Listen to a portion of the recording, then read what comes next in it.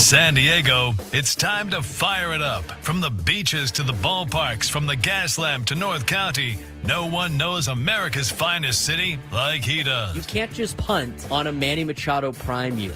He's a fourth-generation San Diegan, born and raised in the heart of this community.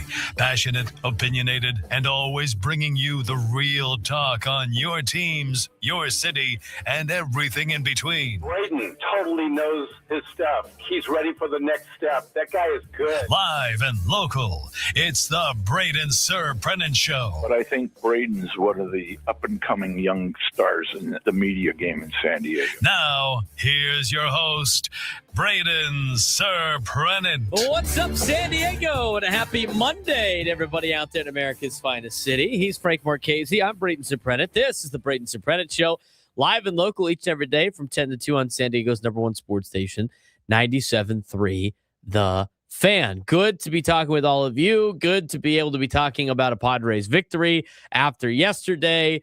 Padres kind of not that great of a homestand. They go 2-4. Craig Stammen mentioned that, a lot of the travel, the high altitude kind of played a physical role in how the boys played this week. You didn't want to make it sound like an excuse. I don't really think it's that much of an excuse anyway. It's tough to do those things. You're going to have some of those stretches throughout the Major League Baseball season. And right now, Padres on a 2-4 stretch in their last 6. They get ready to take on the San Francisco Giants tonight, tomorrow, and Wednesday before the St. Louis Cardinals come into town on Thursday to start another homestand here in San Diego. So, biggest takeaway from the weekend, obviously losing 2 out of 3 of the White Sox isn't great, but I like the way that they bounced back yesterday, able to scratch across a win, able to overcome, the hole that they dug themselves into over the weekend, and you got to see Griffin Canning pitch yesterday. Overall reaction to yesterday, Griffin Canning, I thought, was very promising. He had a strong debut, in my opinion. Signed cheaply after an Achilles surgery from last year where he pitched for the Mets. Canning threw 5 solid innings yesterday in his first MLB appearance in 10 months. Shaky first inning, maybe some nerves, not a lot of strikes, walked the first batter on 4 pitches, but he settled in, struck out the side in the 5th, and relied heavy on his changeup. 6 misses on 12 swings yesterday, and Craig Stammen, the manager of the Padres, called it better than expected and sees him as a reliable rotation piece. I think he does. I think he is too. It's a good start to his Padres debut and a guy like Griffin Canning, which I think starts to solidify this rotation just a bit. I thought it was interesting that they put German Marquez on the injured list. I thought that was interesting. We're going to talk about that later on in the show. We're going to talk about the offense later on this hour. We're going to dive into, in the 1 o'clock hour, what's going on with Major League Baseball throughout the first month. There's a lot we're going to discuss today on the show, but I really want to talk about the weekend and as a whole. I went to the game on Friday. Friday was kind of a clunker, and the fact that German Marquez might be injured after Friday night start, it's not overly surprising to me, but if he was healthy through that, I think you could give him the benefit of the doubt right now a little bit because he's been put on the injured list. I don't know if it's a phantom injured list or not. But going back to, I think this is the conversation we had on Thursday, Frank, maybe even on Friday, in terms of like the ranking of Buehler, Marquez, and Waldron. Your eyes told you that Marquez was probably the most favorable. The metrics told you that Buehler was, and then that German Marquez was kind of at the bottom of the list. You know what? Based on the metrics and the analytics that we've seen, I don't think it's that surprising German Marquez has really fallen off a little bit. And now with each coming start, Frank, you look at those 2 starts that he had that were really good, those are starting to be the outliers and less of the norm. And I think you saw that again on Friday with German Marquez. Now, maybe it's part of the injury. Maybe, because he got placed on the injured list, maybe that's why he didn't have that great of an outing on Friday.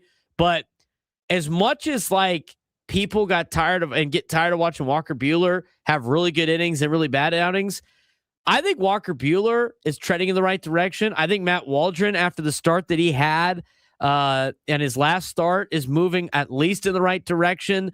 Armand Marquez continues to move in the wrong direction, and I'm curious to see, what a potential, how long he's going to be out for, what the conversation is like for Armand Marquez, whether or not they're going to have him go down and do a rehab assignment. But I thought it was interesting that they decided to do that and give Waldron another start more than just replace Waldron with Canning. But if you look at Armand Marquez, Frank, on Friday, you were at the game, I was at the game. There wasn't a lot he was really showing that seemed promising. No, he showed a promising ability to let home runs up, but other than that, I mean, he did. Yeah, Friday was just a really off night for him, and again, it might have been the injury that played a role in that, but that was the worst we've seen out of him, and I think he's going to get more chances than anyone else because I think we forget that he has a friend in that front office in Bud Black who managed him for quite a number of years.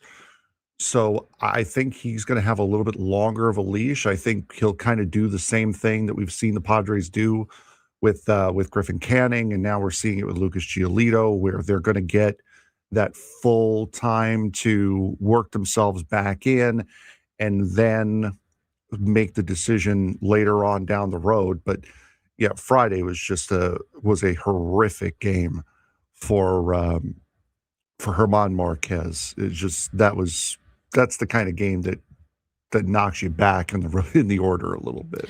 Yeah. So now, I mean, if you look at the numbers, as much as people were criticizing Walker Buehler, which I think he's done fine, they've all done relatively the same, and they have different pros and cons. Armand Marquez, after Friday, now has a negative WAR. His ERA is back up to 5.76. He's gotten 29 and 2/3 innings. And again, the home runs have killed him. I mean, nobody has come close to allowing the amount of home runs that Armand Marquez has allowed. He's allowed 8 home runs this season, which is the most by a single Padre by a lot. That one by Murakami, I mean, Castellanos didn't even give it the courtesy jog. He just turned around and, that's gone. Matt Waldron, Michael King, Randy Vasquez, Wandy Peralta have all given up 3 home runs. That's 5 less than the team leading 8 home runs that Armand Marquez has given up. And now here's the thing. It works out for the Padres. I mean, we'll see what happens. Hopefully Armand Marquez is healthy. Hopefully he can get healthy. But this gives you a little bit extra time here as they continue to kick the can down the road when it comes to the starting rotation. I think there's going to be a point where I think Armand Marquez has to pitch for this team again. I don't think it's going to be in the postseason, but I think the Padres are going to find different ways to keep these guys as part of the organization as long as possible. Hopefully Armand Marquez is not out for a significant amount of time, but the start on Friday was a little rough. Michael King, again, okay outing.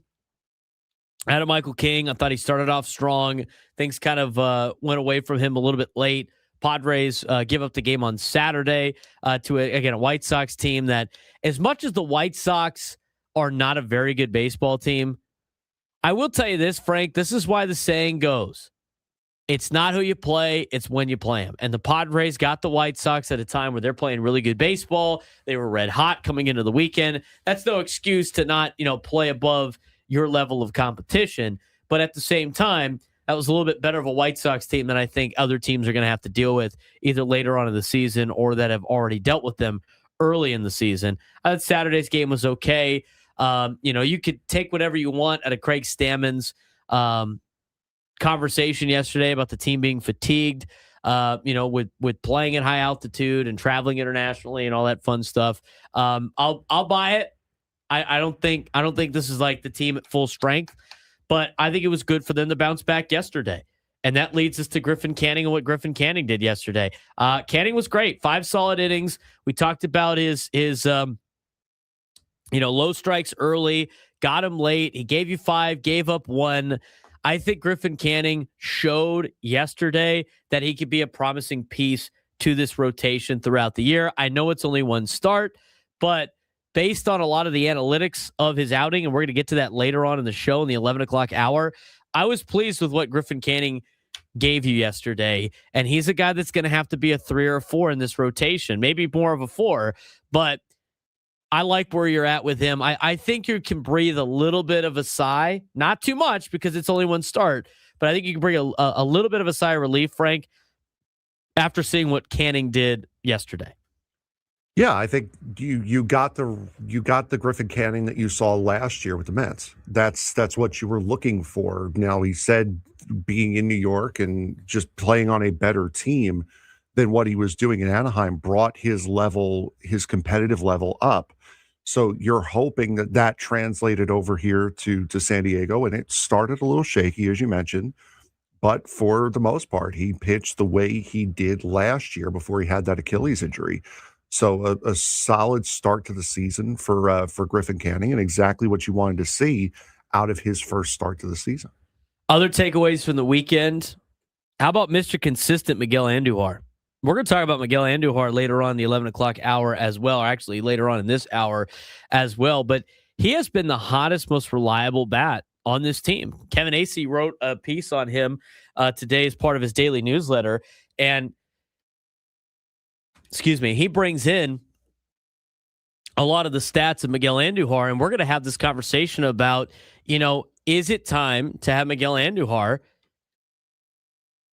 play on a daily basis? I mean, they gave him $4 million, and they gave him $4 million to be on the bench and start against lefties. But Frank, he's really dominating against righties. He's got an 8-game hitting streak going against right-handed hitters, and he is hitting .316 on the year with an 843 OPS. Yes, I know it's only 83 plate appearances. It's not enough to qualify, but he homered again yesterday. And when the Padres have needed him to perform, Miguel Anduhar stepped up. And, at this point in the season, going into May, the fact that he's still hitting over 300 shows I think it's a really good sign of what Miguel Anduhar brings to the table here in San Diego. I told you he was going to be very, very good. And I told you guys were going to really like him here. And he has done exactly what I thought. Now, the power is not really there, but he was never a huge power guy. He was always a gap-to-gap doubles guy. So he has been doing exactly what he has been asked to do. And now he's done it so well against lefties this year. He's starting to get into that position of being the everyday designated hitter for this team, and it's really paying off. I like the sign when they had it. I thought it was a low risk, high reward type of signing. I thought it was going to greatly improve the bench. I think the bench is one of probably the deepest benches you have in Major League Baseball, and these guys are battling and playing well enough that they are forcing the conversation about extended playing time. And maybe they should start a little bit more. And, I saw to start before the show started today, our boy Prolific in the YouTube chat tweeted at us, put out a lineup that he wanted to see with Miguel Anduhar batting leadoff. I think maybe in a little bit longer because he needs more at bats. I think he needs more plate appearances. I think, and we're going to discuss this later on in the show, I think Miguel Anduhar is kind of the same thing that you deal with Luis Camposano, same thing you deal with like we talked about in Jackson Merrill's rookie year. Sometimes you have to ease players into more important roles, or should I say, roles that require more responsibility, because sometimes these guys are succeeding because they're in the role that's built for them. And when you move them out of those roles, and they are now in situations where they see different pitches, they're more afraid of, teams are more afraid of you. All of a sudden they attack you differently. It changes the outcome of what that player could bring to the table. I think you're seeing that a little bit right now with Ramon Laureano in the leadoff spot. I don't know how many more games you're going to roll with that. I don't think Ramon Laureano in the leadoff spot is going to be a foregone conclusion, final decision right now. But right now for the Padres, this leadoff game is not getting any better, Frank. I mean, the leadoff hitters for this team, whether it be leading off games, whether it be leading off innings, they haven't been able to get really good leadoff at bats. And I would imagine the order is going to be jumbling around here in the next couple of weeks. Yeah, I think there are a couple of different things that the Padres need to do offensively. I think a new leadoff hitter is kind of your thing. I think you also need to move your 2, 3, 4 around, see if you could do something I think so too. to get those guys really heated up. I know Fernando's hitting better than the other two, but Jackson's not doing anything at the 3, and Manny's starting to heat up, but you really need to find a way to get those guys really working. I think 5 through 9 have actually been, normally they're the Achilles heel of this team, but they've been solid in some form of order. Did you see the stat yesterday on TV? It was not surprising. This was on, I think this was on Saturday when they needed to come back. Cause I mean, they were close. I mean, the double play really hurt them on Saturday, right? Yeah. Manny hits into the double play. I mean, they had an opportunity to win the game. But they flashed it sometime over the weekend. I don't know how many extra base hits 6 through 9 has in the order. I can't remember off the top of my head. I'm sure Chiron Bob has him.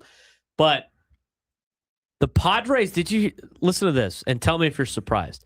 The Padres 6 to 9 batters this year are tied for the most in Major League Baseball for extra base hits. That does not surprise me Does at all. not surprise me one bit. Nope. I mean, talk about a drastic difference between last year's depth where 6 through 9 was just automatic outs. And this year's 6 through 9, where they're not only putting the ball in play, they're not only getting on base, they're slugging down there at the bottom of the order. They've been doing their job. I just wanted to point that out on top of what Frank was saying, because the bottom of the order has done a really good job. But you go back to the leadoff deal. We talked about this last week. First batter of the game for the Padres still has 2 hits. They've played 22 games. They've played 33 games. They have 33 plate appearances. The leadoff man of a game for the Padres is 2 for 29 with 3 walks now. Do you know what that average is? 0.69 with Nice. a 182 on base percentage. I mean, say what you want about slugging in the leadoff spot. I mean, let's not get greedy here. Let's find a way to get on base to start the game. 0.69, 182, a 103 slug for a 285 OPS. Batting average on balls in play, 111. Ramon Laureano in 22 games started. His first at-bat of the game, he's 2 for 18. He's gotten on base 5 times with 3 walks and the 2 hits. He's hitting 111 with a 273 on base percentage. That needs to obviously change. When you look at leading off an inning, those numbers aren't very good either. Padres in any type of leadoff role hitting 208 with a 630 OPS. That is leading off any inning this year. And again, we go back to it all the time. The guys that have done the best is, surprisingly, Gavin Sheets hitting 318 and Jackson Merrill hitting 250. Those are the 2 guys. Miguel Anduhar, he's done it 13 times. He's hitting 308. Maybe there's something to that. We'll talk about that later on the show. The offensive struggles. Overall numbers are abysmal. Most players are streaky, production often clustered in short, hot stretches. And when we come back, we're going to do a little buy or sell with some of the starts of the season. We're a month into the year. Frank compiled a lot of the offensive numbers. We're going to tell you whether or not it's concerning or it's just early. We'll do that when we come back on the Braden Surprenant Show. Static Summer Sports Station 97 through the Fan.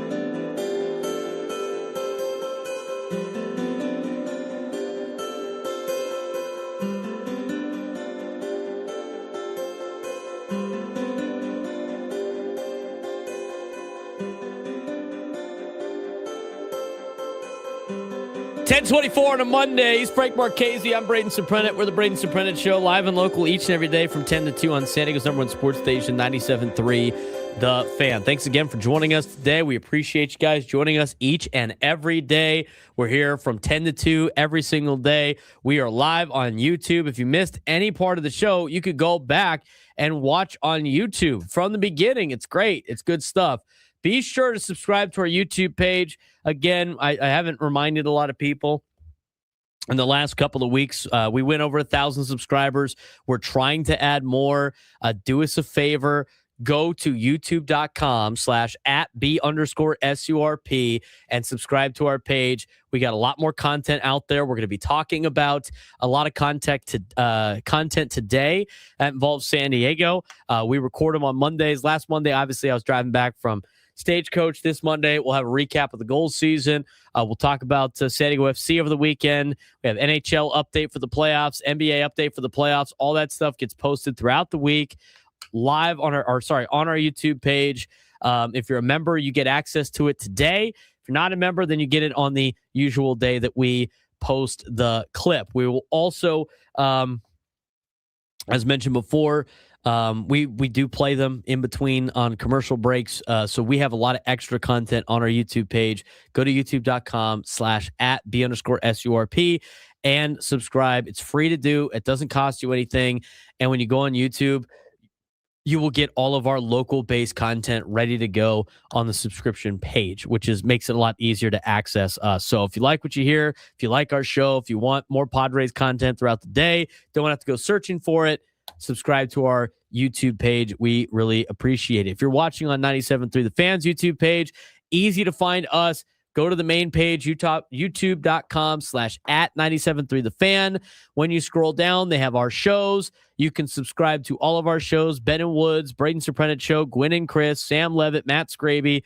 There's a little logo for all of us, and underneath the logo, there's a button that says subscribe. Ben and Woods up to 9.3 thousand subscribers. 97.3 The Fan has reached 10,000 subscribers. Gwynn and Chris is up to 714. Let's try to push Gwynn and Chris above, across the 1,000 subscriber threshold. They're on there as well. Sam Levitt almost at 6,000, and the Matt Scraby Show is just about almost to the 500 mark. So if you do that and you love San Diego sports, you'll have tons of our content ready to go on YouTube. We really appreciate that. All right, let's get to part one of this two-part segment we're going to do about the offense. So I mentioned it going to break. Overall numbers for this offense are abysmal. Most players have been very streaky. Production is often clustered in short, hot stretches. Look at Jackson Merrill. Look at Ramon Laureano. Look at Manny Machado. Padres, much worse first time through opposing starters for strong second and third time through. There are 497 OPS as a team first time through a starter. Second and third time, 730 and 732. I think that shows kind of the adjustments that they make throughout the game and the game plan that they have. But they have failed to work counts effectively during the skid that they have been on, especially early in games against starting pitchers. And we talked about the leadoff numbers. I'll go through them again. The Padres, when leading off an inning, and I'm not talking about the number one batter in the lineup for the lineup, because most of the time it's been Ramon Laureano, and he hasn't done that great in the leadoff spot. But here's the deal. I just think that if you're going to look at leading off an inning, or you're going to look at like who needs to be the leadoff guy, you need to have a guy that knows how to lead off games. And here's how everybody has done leading off innings. Ramon Laureano has obviously done it the most because he's been the leadoff hitter for the most time. But he's hitting a $150 when leading off an inning on the season. 150 with a 436 OPS, and he has struck out 13 times, more than anybody else, and it's not even close. And I get it. He gets more plate appearances, more at-bats, yada, yada, yada, yada. Manny Machado hitting 212 as the leadoff guy. Fernando hitting 214, leading off innings with a 540 OPS. Xander Bogaerts hitting 148, leading off innings. Jackson Merrill hitting 250. That's actually one of the better performances out of somebody batting leadoff. And what I mean by that, I mean leading off an inning. Jake Cronenworth's hitting a $125. Gavin Sheets has actually done the best. I honestly wouldn't be shocked if they had Gavin Sheets lead off the game, because the guy's hitting 318 in his 22 plate appearances when leading off an inning. Nick Castellanos, next guy on the list who has at least 15 plate appearances. He's hitting 063. Ty Franson, 15 plate appearances, batting leadoff, is hitting 267. So maybe it's more so of like just leading off the inning. I mean, they don't have anybody on this team right now that's really doing a lot of damage as a potential leadoff hitter. Maybe it's Merrill. Maybe it's Gavin Sheets. Miguel Anduhar has only done it 13 times, so I don't think it's enough of a sample size. But they have a problem with leading off innings. They have a problem with leading off games. You want to talk about the leading off a game stat? We talked about that kind of in our open, but the Padres, when leading off a game, are in 069 with a 285 OPS. They have 2 hits in 33 games when leading off a game. Padres had 33 guys lead off a game. 33 at-bats, I should say, plate appearances. Only 2 of them gotten a hit. They've walked 3 other times. Not really efficient for an offense. Now, let's talk about this offense as a whole. And we're going to start this and then continue it into the next segment. But when looking at some of these starts to the season, because we're now into May, we got a full month under our belt. We're going to, ESPN gave out letter grades for every team for the first month of the year. And the question's going to be, is this a concern or is it still early in the season? And Frank, I mean, as much as it's easy probably to start with, Fernando, because that seems to be the biggest talking point. Let's start with Fernando and really dive into this, because I've seen a lot of people on social media that are like just so done with Fernando Tatis Jr. because he hasn't hit the ball over the fence. And here's the other like lazy narrative, the whole like blame the media because we're not like cursing the guy for not hitting home runs. Like it's our fault the guy's not hitting the ball over the fence. I think everybody needs to take a big, deep breath and relax when it comes to Fernando Tatis Jr., which I guess is putting the cart before the horse on this particular segment. But Frank, go ahead and tell us what Fernando has done so far this year. So right now, Fernando's numbers, 261 average, no homers, 13 RBIs. He's got a 333 on-base percentage and a 644 OPS. His last 7 games, he's 8 for his last 27, 1 RBI, 3 walks, 5 strikeouts, and 3 stolen bases. I'm not concerned by his lack of power. For me, it's the 1 RBI in the last week. That's kind of a concerning thing for me. The 3 stolen bases. I think that's more concerning about the offense than anything else, but yes. Yeah. The 3 stolen bases is nice for sure, but 8 for his last 26. You can't be mad about 8 for your last 27. You can't be mad about that. I understand to an extent, and I this is just going to keep happening until Fernando just starts hitting home runs. We're trading him again, by the way, even though Bob Nightingale said we're not. Give me a break, Harold Reynolds. Don't get me started on that. Get me started on that later in the show, but not right now. But that whole thing is crazy. He's got the best hard hit rate in all of baseball. He's hit the ball. He has the most hard hits out of anybody in Major League Baseball. The bat speed's crazy. The exit velocity is crazy. The hard hit percentage is crazy. All those things are super high. He is adjusting his swing. Plain and simple. By the way, shout out to the guy that didn't listen to our segment on Friday that detailed his attack angle and then said it was like groundbreaking news on a tweet. Yeah, we talked about it. We've been talking about it for the last 2 weeks. Thanks for listening. Seriously, he's fixing his swing. Tony mentioned it on the roundtable. It's not going to happen overnight. As much as my grandfather talking about this yesterday. Like, how long has he been on the Padres? I'm like, since 2019. You think he would have fixed the swing by then? Okay. Well, he didn't have that problem a couple of years ago. Boy. He's still contributing, though. If Fernando was hitting like Jake Cronenworth right now, then I would say absolutely we have a massive problem on our hands. But he's not. He's still contributing, hitting 261, whatever it is, still getting on base, 333, which, by the way, is good enough for like third highest on the team for qualifying batters. Still having a 311 slug. It's not as high as you want it to be, but it's still okay. His OPS is 644. That needs to be at least in the 700s for a guy like Fernando. I get it. He's not putting the ball over the fence, but it's not a massive problem. His stuff could be slightly tweaked. You know what you can't tweak? Swing speed. You know what you can't tweak? hard hit percentage. You know what you can't tweak? Adding extra power. He's got all those numbers. He needs to fix his swing. He's fixing it. Level of concern for Fernando, not very high. I'd put it at 2 out of 10. 2 out of 10. Like he's not going to hit a home run this year. Maybe he won't. That'd be amazing. I think there's only 6 qualified hitters that have not hit one, and he is one of them. Still lacing the ball down the line. Luis Arraez is another one. Wow. How about that? Anyway, level of concern for Fernando, not very high. When we come back, we'll talk about some of the other players. Jackson Merrill, Manny Machado, Ramon Laureano, Freddie Fermin, and of course, as everybody has alluded to in the chat, Jake Cronenworth. Yes, we'll discuss that also. Concerning, too early to tell. We've already played a month. Talk about it when we come back on the Braden Surprenant Show. Settings Number Sports Station, 97 through the Fan.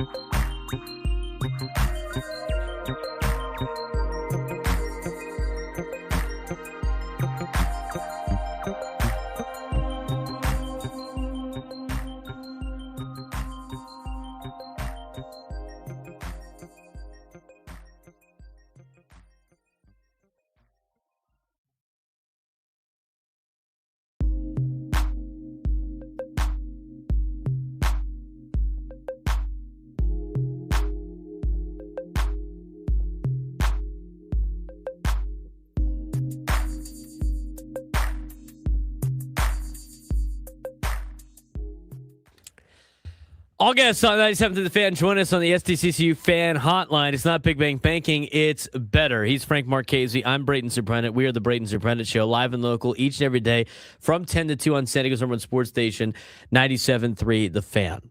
We are playing a game. It's called Time to Worry or We'll Figure It Out. A little buy or sell here early on. We're talking about the Padres offense. And just for context, as we went to break, Padres offense has been very streaky. A lot of the big-time names have been very streaky. We've seen them all be at nice highs. We have seen them, for most part, at lows this year. Despite that, the Padres still have one of the better records in all of Major League Baseball. So there's some guys that it's not really concerning to me. There's others where I think it is. As for Fernando, I'm not concerned. I get that he's hitting a lot of singles, but I would be more concerned if he was hitting the ball hard and he was hitting under 220 like he was at the beginning of the year. We've got a couple lineups coming in on Twitter from CJ Greek. He's given us a lefty and a righty lineup.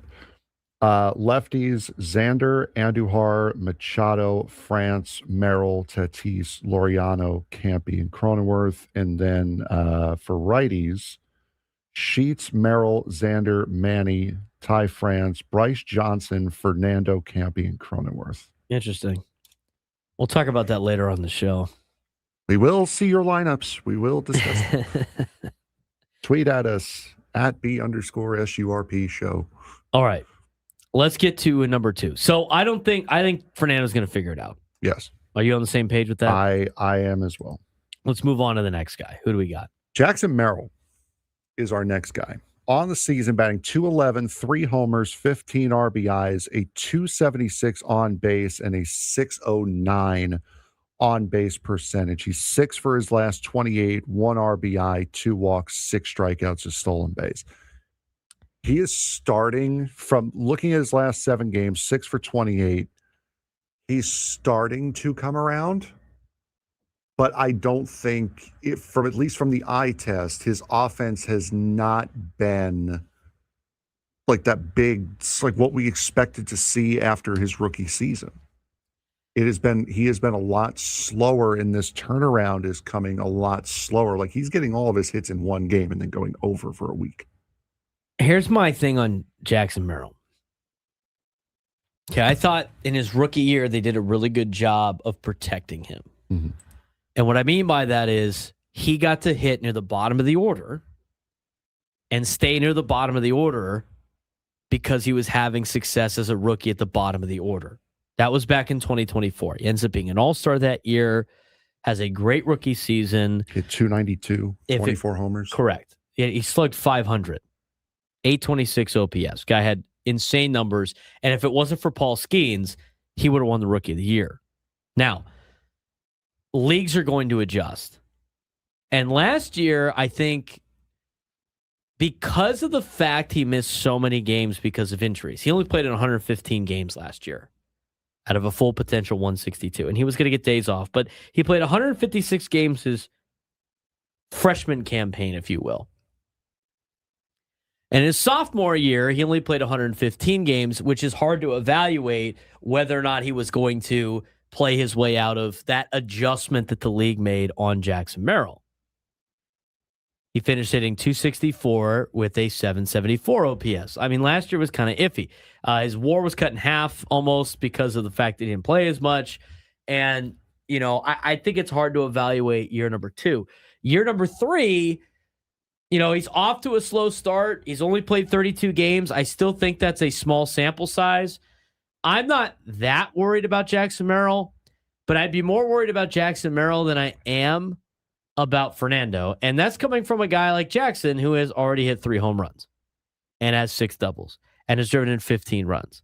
But based on how he was last year and like a little bit of the regression because of the fact that the league has adjusted to him, I still don't think it's that very high. I still think he figures it out. But if I had to pick between the two, I think Jackson Merrill would be a little bit more concerning to me than Fernando, because you've seen Fernando over a couple of years. And I know Fernando's missed a lot of time with injuries too. But to me, I think Jackson Merrill, I think he's going to figure it out. But he's an interesting case study. Like, this season's a pretty important season, I think, for Jackson in terms of like his career projections. Now, he's under contract for a long time. He's only 23 years old. But I think this is an interesting year. His expected batting average right now, according to Baseball Savant, is 223. So he is not getting lucky. His launch angle sweet spot percentage is the 25th percentile, which is not good.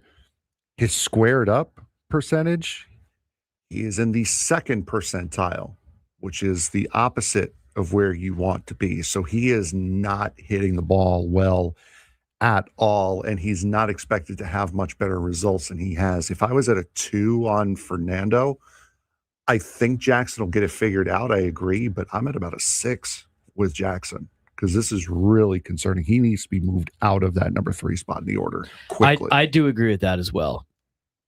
I still think that you should have Merrill bat leadoff and Ramon bat third until further notice. But you have to, like, the one time that he got to get more than just one start in the leadoff spot. I think Jackson puts together good at bats. I think with him batting leadoff, Fernando behind him, and Laureano and Machado and Bogarts coming up after, I think that is a good way to keep the lineup lengthened. I think it's a good way to protect Jackson Merrill. I'd like to see him more in the leadoff spot. I think he has shown that he could do a pretty good job leading off innings as well. But overall, in terms of like the level of concern, I got about a 5. You got a 6. I got a 5. I still think he figures it out. But again, he didn't play a lot last year in comparison to the first year. And based on these numbers, the more he continues to play like this, which I don't think will be the case, the more year 1 starts to become not the norm. Yeah. And this becomes the norm. I think he's going to turn it around. I need to see way more than 136 plate appearances. Next up, Manny Machado, batting 229, 5 homers, 18 RBIs, a 338 on base, 742 OPS, 9 for his last 27, 3 homers, 7 RBIs, 2 walks, 6 strikeouts for Manny. He is starting. If I was at maybe a 5 with Manny before, it's now at about a 4 or 3, because now he's starting to show the signs of coming out of that April slog that he has been known for his entire career.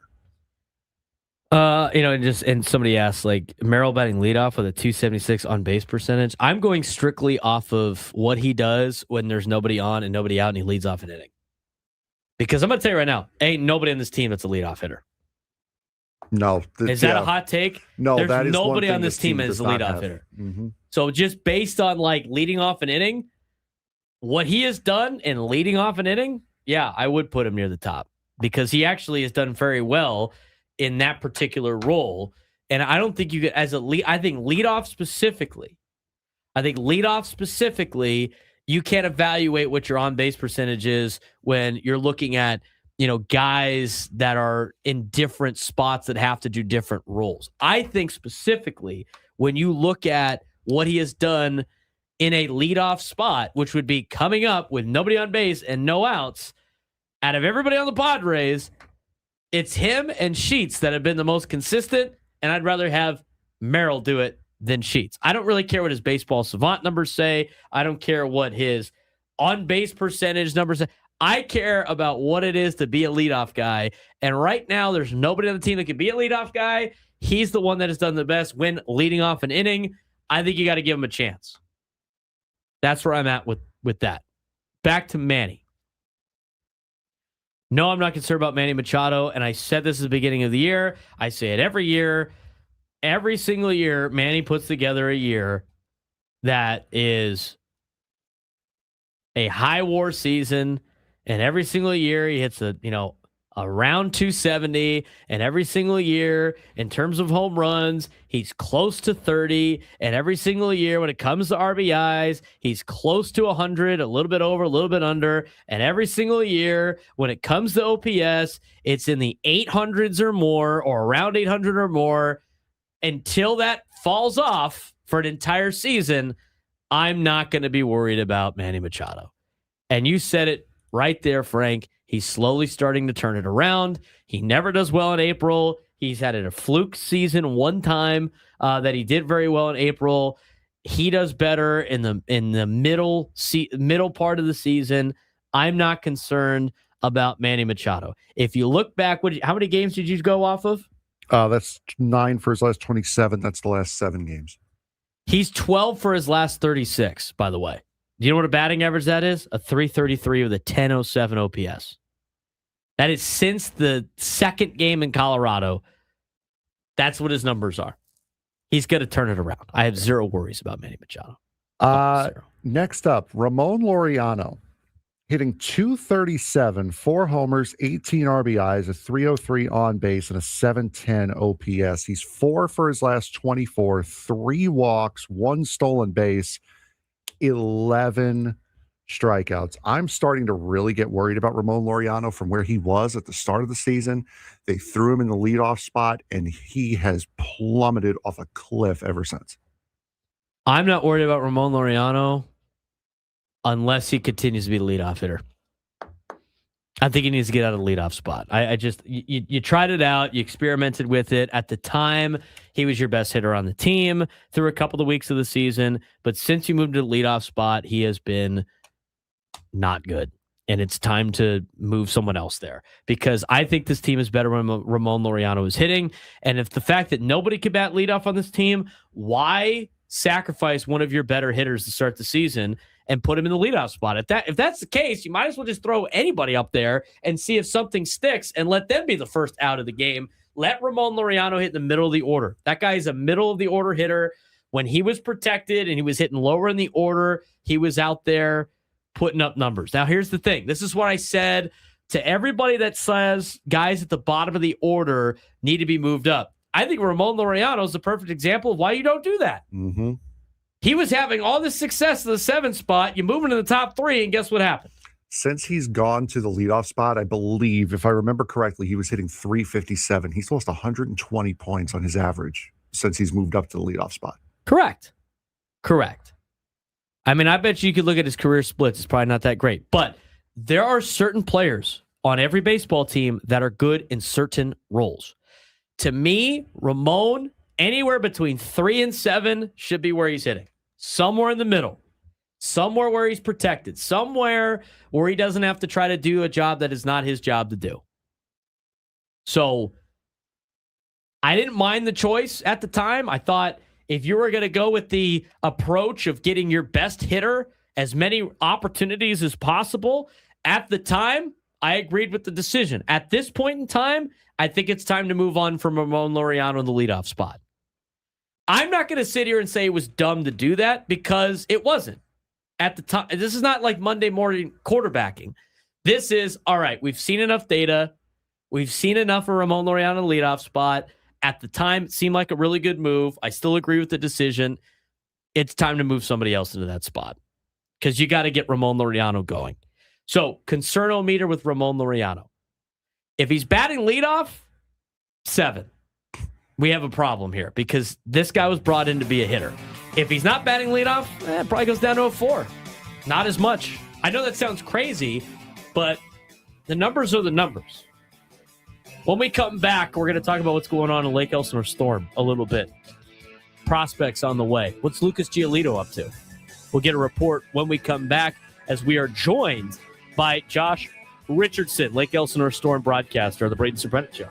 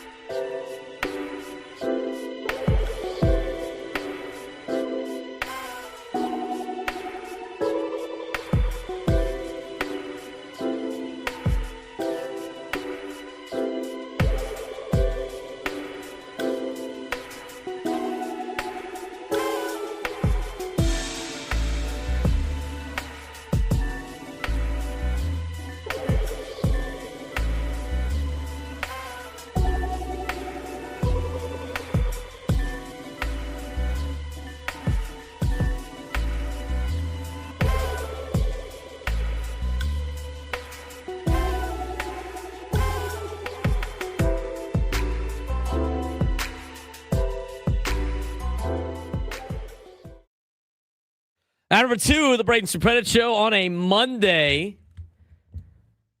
Talking Padres baseball, we're going to table our conversation about whether or not it's, what did we call this? Time to worry, or they will figure it out for the Padres offense. We went through almost all of the names. We have a couple more that we want to get to that we're going to talk about in just a little bit. But from the big league club to the minor leagues, we've been giving you a minor league report each and every week, going through the different minor league organizations of the San Diego Padres. It's time to get to low A, Lake Elsinore. And joining us now on the SDCCU fan hotline, it's not Big Bang Banking, it's better, is the play-by-play man for the Lake Elsinore Storm. Storm broadcaster Josh Richardson joins us on the SDCCU fan hotline. Josh, what's going on? Nice little off day usually for the minor leagues on a Monday. How's your Monday going? Yeah, Monday's going good. I'm actually back in central New York now. I've just graduated, or I'm about to graduate from Syracuse University. So I've got my grad week coming up now. So really excited about that. And then, can't wait to get back out to California and for some more Storm baseball. They've been playing really well lately. Yeah, they have been playing really well lately. Congratulations, obviously, to graduating from college. It's always fun time. Let's talk about what's going on with the Lake Elsinore Storm. I think at the first conversation about the Storm, most Padres fans want to know what the latest is on Lucas Giolito, how he looked like in his rehab start, what he has looked like, helping out the team as he shows up every once in a while, and what the latest is on Lucas Giolito. Yeah, his first start, honestly, it looked a lot better than what the final game line showed when he pitched against Visalia back on April 25th. He went just 2 2/3 innings. He gave up 2 hits, but it wasn't really very hard contact. He did give up a few walks. That was kind of the big thing, is it was 3 walks in those 2 2/3. And, he's certainly getting back in the groove of things with command. Obviously he missed, a portion of the end of last season with the Red Sox and then couldn't pitch in the playoffs. So certainly getting back into the swing of things now, just signing not very long ago with the Padres organization. So still trying to get the command down, but he had 4 strikeouts in less than 3 innings.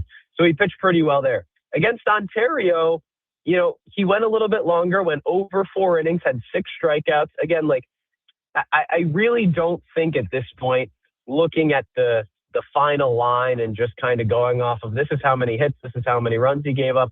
It really is just kind of about what do the numbers look like under the hood? Are the strikeouts good? Is the command good? Walks went down to just 1 4 1/3 in that second start. Strikeouts jumped up too.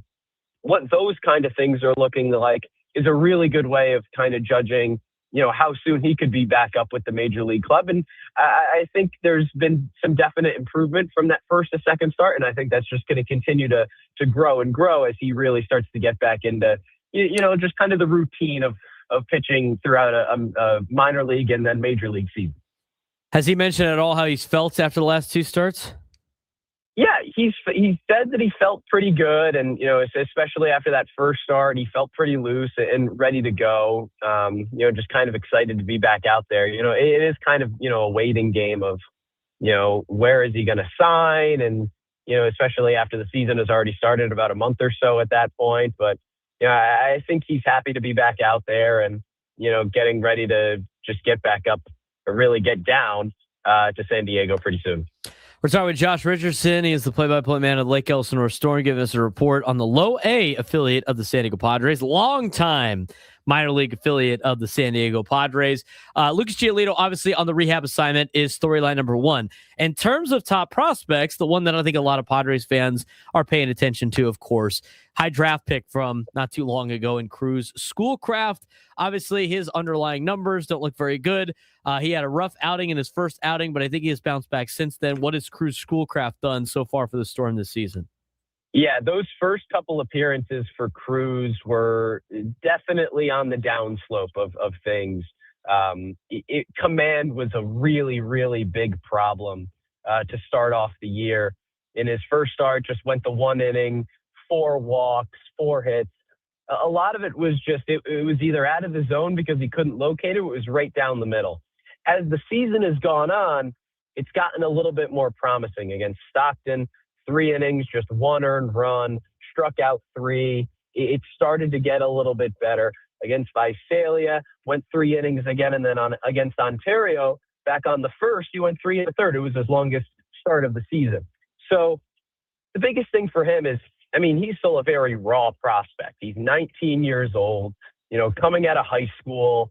He really only has, 2.5 pitches. He's got a great fastball. He's got a nice slider, trying to locate that and get ahead in count so he can use that slider. But when he's not locating with the fastball, you can't really go to that slider early in the count. At least that's kind of what his idea in the design for how he wants to kind of mix up, the matchups.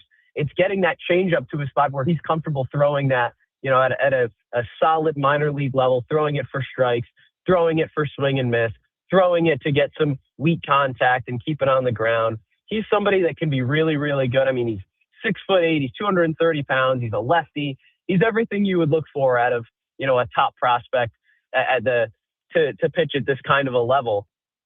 As the season has gone on, he started to look a little bit better, and he's still only 5 starts in. So, come and talk to me in the middle of June, late July, maybe around that All-Star break period. I think the trends and kind of what he's been doing are really going to start looking on the up and up.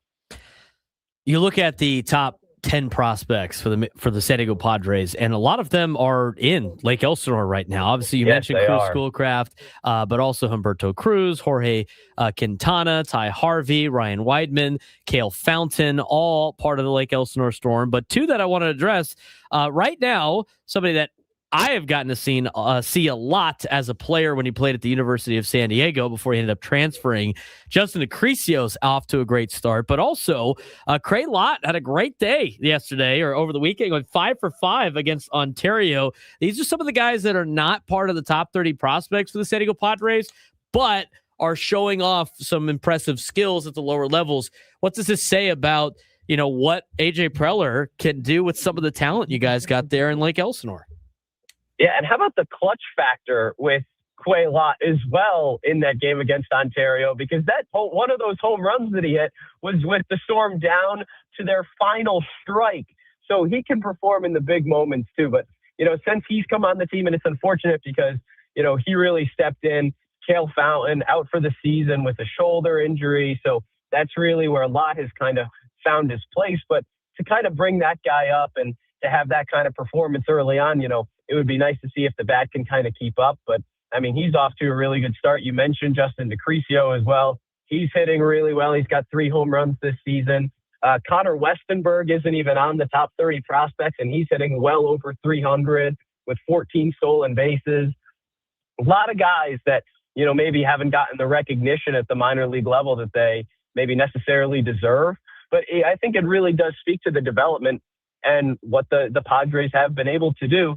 And it's funny because I think at this point, Preller is very, very well known for making that splash move and kind of just trading those really good prospects to try and get the really good big league player, right? He did it with Juan Soto. He did it with Mason Miller. But you have to also give credit to him and to the rest of the minor league staff and, all of those prospect evaluators and player evaluation tools that they have to locate those really good prospects to then use in some of those trade pieces. So I think finding those guys, those diamonds in the rough, is definitely something that, it's always great that he has been able to do, and he clearly still can do it because a lot of these guys that aren't in that top 30, and there are a lot of guys. I believe there's 8 of the top 30 prospects are in Lake Elsinore. Some of those, a lot of those guys have been contributing to the team so far. But when you look at some of those biggest names, the Justin Acricio, the Connor Westenberg, some of those guys are really, really pitching or playing well. When your Churio's pitching really well also, those are the guys that have really, really helped this team a lot so far. So credit to Preller and, just the rest of the staff for being able to find those guys. And, they've done their part on the field too. Last thing for you, Josh, just an overall synopsis. Tell us where the Lake Elsinore Storm are in the standings for anybody that's driving around that might be interested in what the Storm have been doing. Sounds like they've had a pretty good start to the season. So far, they have the first 2 series of the year, a little bit of a shaky start, dropped 2 out of 3 in Ontario, then split against Rancho, and then dropped 4 of 6 against Stockton. The last 2 series, though, have won 11 of 12, a full 6-game sweep over Visalia, and then won 5 out of 6 at Ontario. Dropped on Tuesday, won Wednesday through Sunday. This team in sole possession of first place in the South Division, right now tied for the best record in all of the California League. They're playing really well. If you can make it out to a Storm game, I would do it, because with these top prospects, there's no guarantee how long they're going to be down in Lake Elsinore for long if they keep this up. Always a great relationship between the Lake Elsinore Storm and the San Diego Padres, especially with some rehab assignments as well. Storm off to a great start. Josh, appreciate the time. Enjoy the week. Enjoy the graduation ceremonies, and have safe travel back to Lake Elsinore. Thanks for having me. I appreciate it. Josh Richardson, play-by-play man of the Lake Elsinore Storm, joining us on the SDCCU fan hotline. It's not big bank banking. It's better. So a lot of good information out of Josh when it comes to what's going on down there in the minor leagues. And he mentioned it. I mean, they have most of the top 10 prospects out of even the top 30 prospects right now for the Padres. We talked about them being young. We talked about them being at the lower levels. They're on the Storm. Storm are dominating, especially in the last couple of weeks. I mean, they got a lot of talent down there, and a lot of the guys that are leading the way are guys that are not even on the top 30 prospect list. I think this really shows what A.J. Preller can do with an organization, and why I am not really concerned every time he trades the farm from him stockpiling more players. I mean, they just continue to find players year in and year out. When we come back, we're going to go back to the worry meter on some of the offensive players for the Padres. And is it time for Miguel Anduhar to start almost every day? We'll address that question when we come back as well. The Braden Surprenant Show, Settings Number One Sports Station, 97 through the Fan.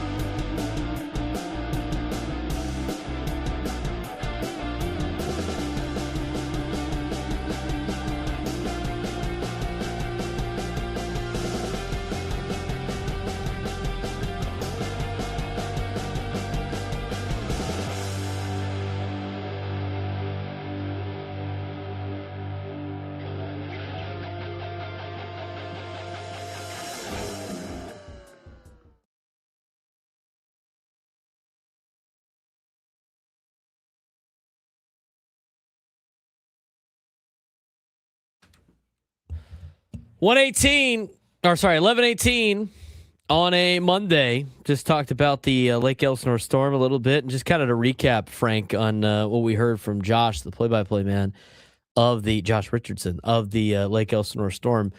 It happens every year, dude. Every year they start having guys. Now I watched Justin DeCrisio play at USD. The kid's really good. He's not very tall, but you know what? The guy's a baller. He's got one of the best gloves you'll ever see. He can play shortstop, third base, all over the infield. He's raking right now in Lake Elsinore. He's not on the top 30 list. You talk about Cray Lott, his 5-for-5 day and the game-leading home run, game-changing home run. These are players that A.J. Preller finds that end up getting traded at some point somewhere else. But these are the guys that are usually the ones that start making a lot of noise, a lot of the guys that aren't on the top 30 list. And you're seeing it again with the Storm. Storm are off to a great start to the year. Yeah, absolutely. And it's always fun to watch these guys. And that's what we discussed doing this last year when we had all of the affiliates on during All-Star Week last year. We wanted to keep you guys updated and keep you guys informed on what's going on down in the minor leagues for this reason. So you guys are more engaged with the entire organization, that you know these guys as they come up through the system and eventually, as you said, get traded away. So this way, at least you know what you're giving up. So it's been a great success. And starting next week, we're back up to AAA El Paso. I like the rotation we have here, because then it's like you get a full month. Mm-hmm. We're still doing the same updates every whatever, but we get a monthly update on every affiliation for the San Diego Padres. And so far, a lot of them off to pretty good starts. And we'll get an update on the El Paso Chihuahuas on Monday, as you mentioned, next week. Good to hear Crew Schoolcraft starting to turn it around after a couple of rough starts. And I don't think he mentioned it, but Lucas Giolito, I think that 2 2/3 inning, part of that was he got hit. He got hit with a comebacker. He did get hit. He had left early. In that game. Precautionary. So he said he felt fine after that and was right up for his next start. So it's nice, especially it was very, very good timing now that we got Lake Elsinore on with Lucas Giolito being down there. Let's go back to the offense for a second. There's a couple more names that we wanted to buy or sell on our time to worry, or we'll figure it out. We think Fernando's going to figure it out. We think Merrill's going to figure it out. We think Machado's going to figure it out. Ramon Laureano, I think if they move him in the order, he's going to figure it out. I don't like him in the leadoff spot. I don't think it's a good spot for him to be in. I would love to have Fernando back in the leadoff spot. If you don't want to do that, I think it's time to give Jackson Merrill a chance. And again, I know what his overall numbers are. I know what they are. I would only put him there because he has done a good job in leading off innings. Go look on Baseball Reference. Go check out what he's doing when leading off innings. He's doing fairly well. That's the best chance you're going to have as a leadoff potential, aside from just batting your most athletic player in Fernando Tatis. Maybe Fernando batting leadoff again will get him in a spot where he doesn't feel pressure to drive in runs. He just go out there and play. I still think Fernando's your best opportunity option as a leadoff guy, but if you still want to wait for him later on in the year, or like later in the order to drive in runs, whatever it may be, then have Jackson Merrill go there. How about that too? Like, everybody was complaining about Fernando doesn't have enough home runs with people on base. We got to get him on a leadoff spot. Now he doesn't hit home runs at all. I'd rather have solo shots than no home runs, right? Maybe we should have him bat leadoff. Anybody changing their mind on that again? Who's always wanted him to bat leadoff? Us. This show.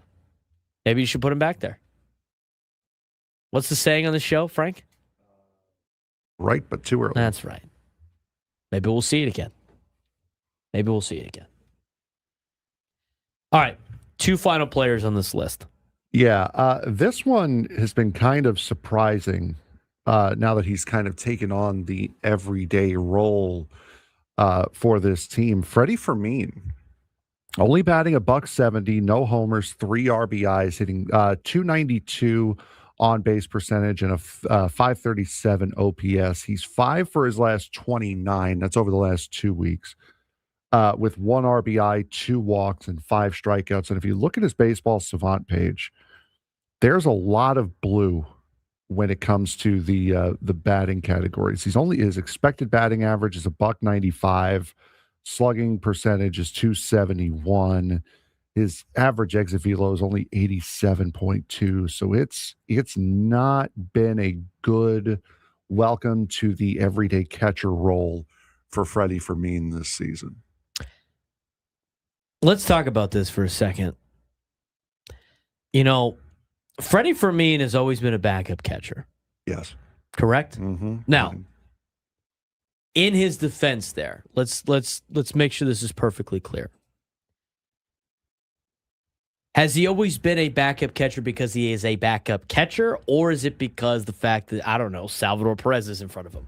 It's probably the fact that he was catching behind one of the greatest catchers of all time. Correct. So, like, just because he's been a backup catcher his entire career doesn't necessarily mean he is strictly a backup catcher. And when the Padres acquired him, he looked pretty good out of the gate, starting every day.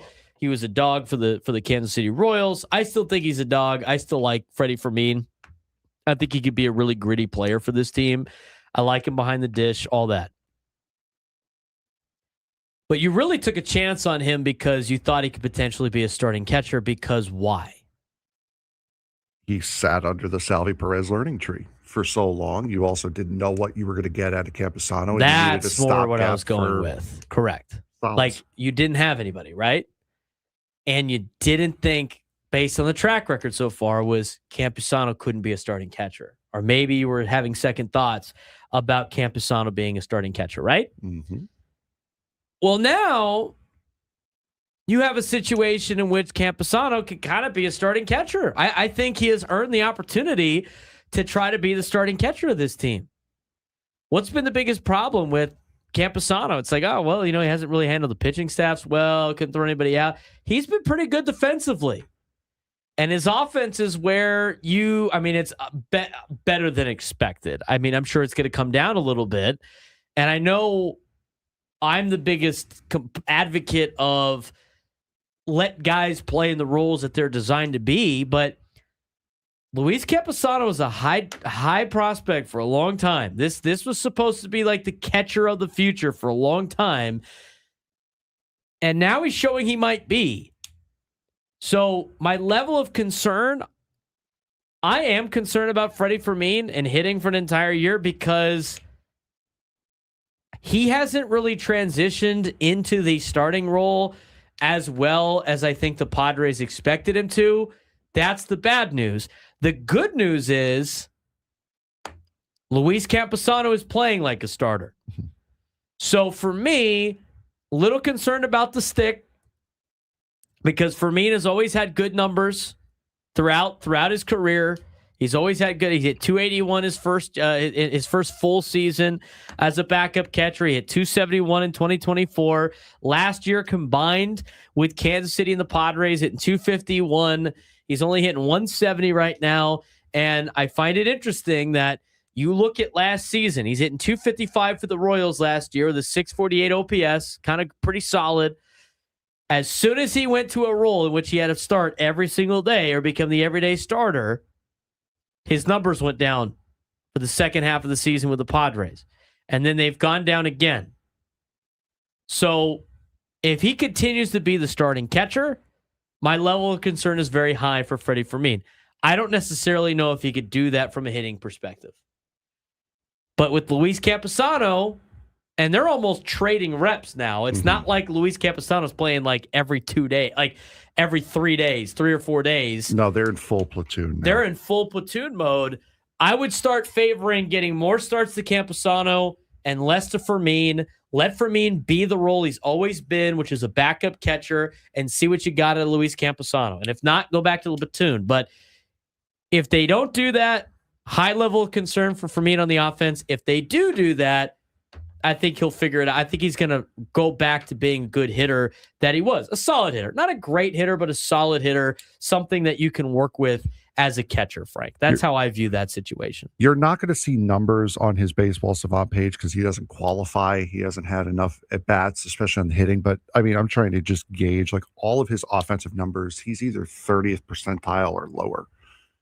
His defensive numbers, though, are solid. His blocks above average, 62nd percentile, caught stealing above average, 84, framing 68, pop time 88. So he's fine defensively.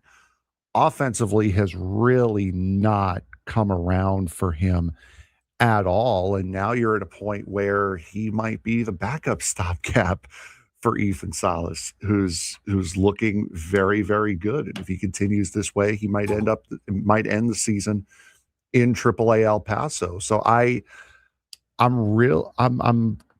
concerned and kind of upset about how Freddie Fermin has turned out, because he looked like he was going to be very, very good last year. You knew him being under the Salvage learning tree for his entire career. He was going to come over with some knowledge on how to do it on a daily basis. But unfortunately, it's looking like it's kind of a me situation where, yeah, you can take in the knowledge, but doing it on an everyday basis might be a bit of a problem.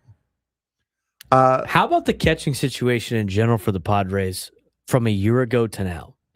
Last year, you had Elias Diaz and Martin Maldonado basically on one-year contracts, and they weren't very good. And Ethan Salas was hurt for the entire year. You had lost him at this point in the season last year. He's done gone for the year. Mm-hmm. Now you have Freddie Fermin, who could be probably your backup catcher until he retires. He's 31. You have him under contract till 2030. Luis Camposano, at age 27, who, and again, small sample size, he could go back into the tank very quickly. But Luis Camposano is under control for the next 3 years. He's a free agent in 2029. And he could be your starter the next couple of years at catcher. And you know what? As you talk about it right now, I think a lot of people driving around are going to be okay with that, with the way he's hitting. Again, small sample size. And now you have Ethan Salas on his way up. And it sounds like he is improving from last year. It sounds like he's not getting hit too hard on the injury from the year before. And again, what is he, like 19 years old? Is he even 20 yet? I don't think he's 20 yet. All of a sudden, the catching situation with the Padres, that went from like the biggest weakness of this team to like a massive strength. Let's get to the final player real quick. I think we all know this one's coming. It's Jake Cronenworth. Batting $147, 1 homer, 4 RBIs, 270 on base percentage, 470 OPS. He's 1 for his last 17 with 2 walks and 4 strikeouts. I know the thought for Jake, especially batting in the 9 spot, was that he was a pest. He also has an on base percentage of 270. So even his best strength is starting to wane now. I don't know how much longer you can hang on here. When we talked about this 2 weeks ago, his expected numbers were still high. That's not necessarily the case anymore. No. And here's the other thing too. Like, I know he's trying to fix his swing. It's not improving. It's not improving. The concernometer or worryometer, whatever it is, Klugometer, yeah. That is at an all-time high with Jake Cronenworth because there's multiple problems you have here. He's been okay defensively, not super spectacular. He has not really done anything offensively that's worth even really keeping. Oh, and by the way, you still got to pay him $12.2 million every year for the next 5 years, including this year. He's a free agent in 2031. He is not bringing you any value right now. And here's the thing. I don't want to pile on Jake because he knows this, okay? It's not like this is information he doesn't know. He doesn't strut around like he's arrogant, right? It's not like he needs to be humbled. I think he needs to change the mindset of what he is on this team. But at the same time, I don't know what you do with Jake Cronenworth. I don't know what you do with him right now. Because you signed another guy that could potentially help you out that's down in the minor leagues and Sung Moon Song. And at this point, you almost want to give that guy a shot at second base because Jake is turning into a automatic out. And here's the thing about Jake Cronenworth. For as much as like people didn't like Eric Hosmer, right? Eric Hosmer is still doing a lot better than Jake is right now when they finally got rid of Eric Hosmer. So I don't know what you do with Jake. And here's what I know you can't do. Unless you trade him away, I don't necessarily know. I don't care who the new owners are. I don't care how much money they're willing to spend. You know what's not awesome? Paying a guy $12.2 million a year for the next 5 years. My concernometer, worry meter, is at like the highest level when it comes to Jake Cronenworth because he hasn't shown anything to tell you that he's going to play his way out of it, Frank. Yeah, which is unfortunate. It's the clue. Adam is texting us now. It's the worryometer. Worryometer. Not the worryometer. Worryometer. Worryometer, all-time high. When we come back, that might be the case for the Detroit Tigers. We'll get you updated on some news that might have happened in the last 10 minutes or so. Braden Surprenant Show, Settings Over Sports Station 97 through the Fan.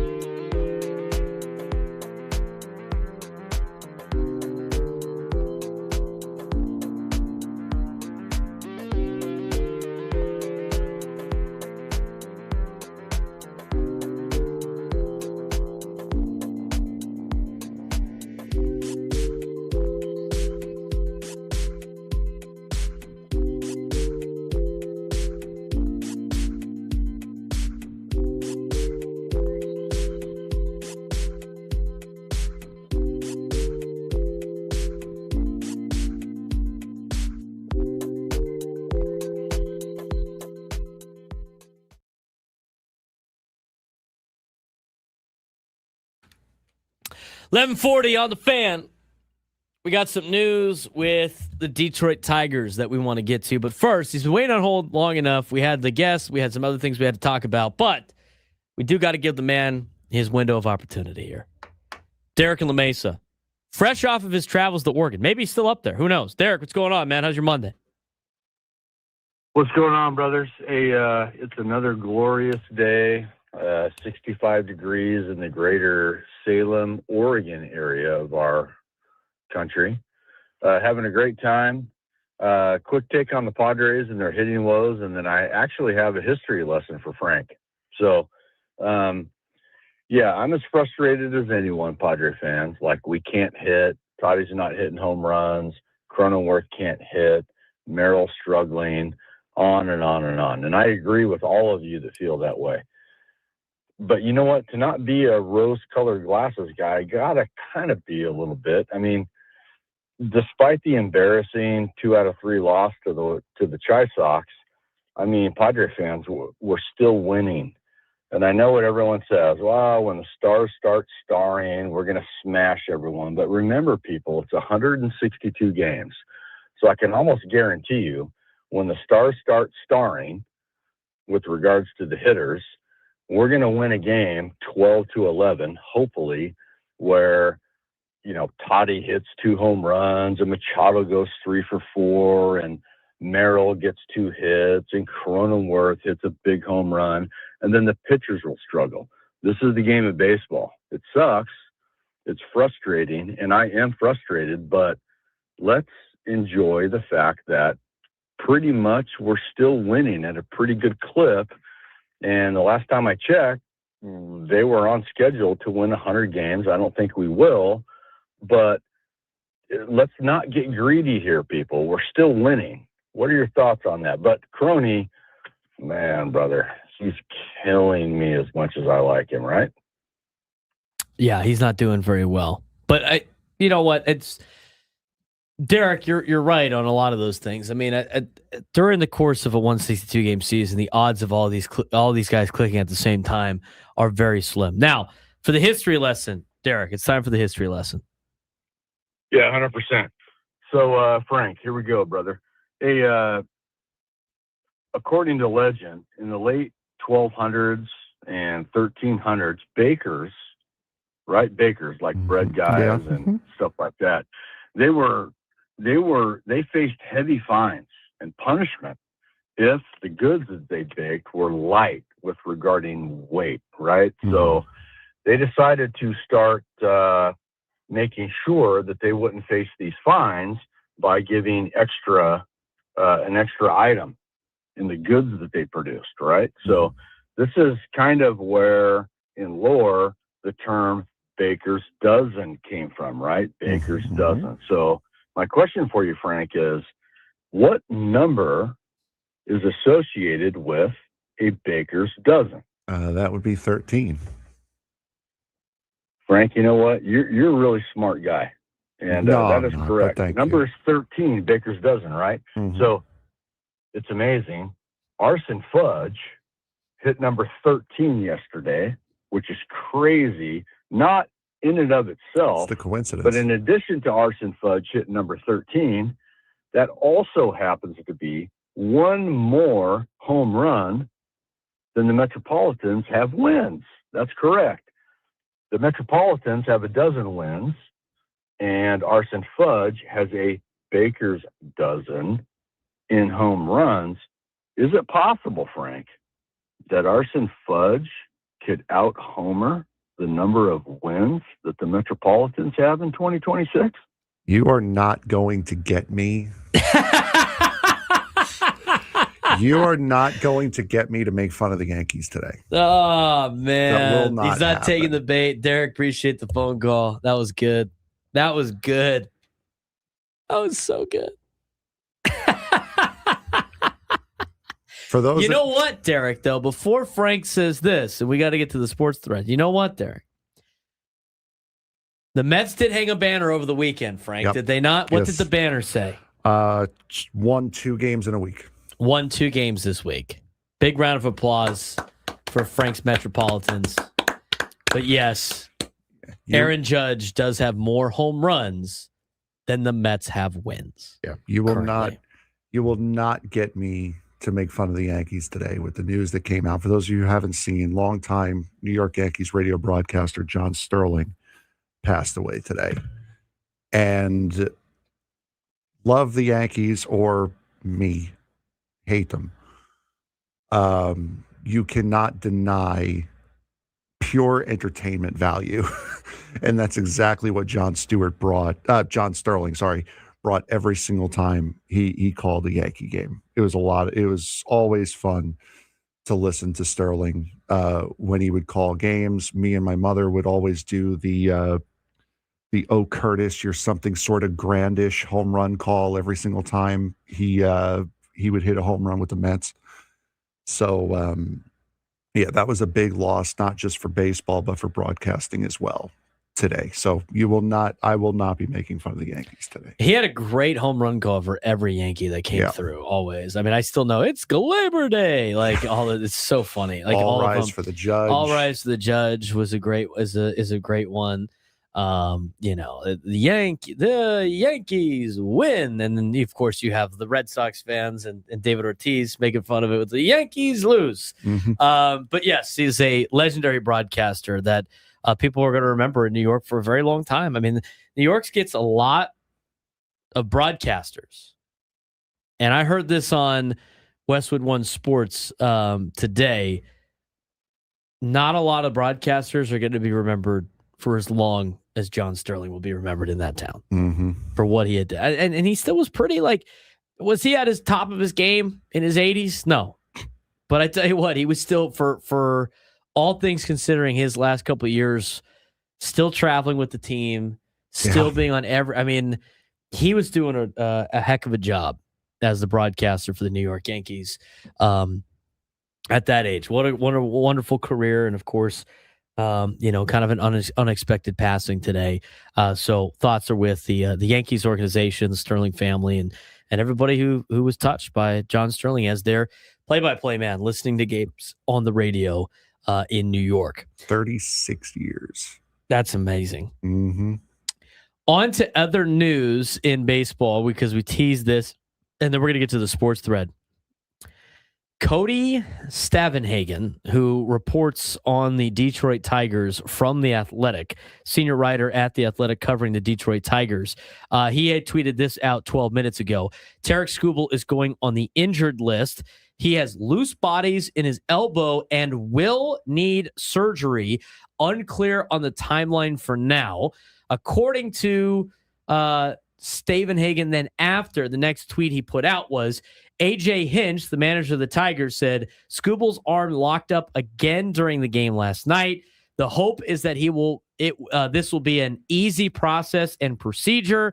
Tigers are bringing up Ty Madden for tonight's game. Tyler Horton will open for the second night in a row. So Tarek Skubal going on the injured list. He will need surgery. Who knows how long he will be out for, according to reports. As John Heyman reports, it says that there is no timetable set, but it's seen as a relatively routine surgery. Best guess, according to John Heyman, 2 months, potentially.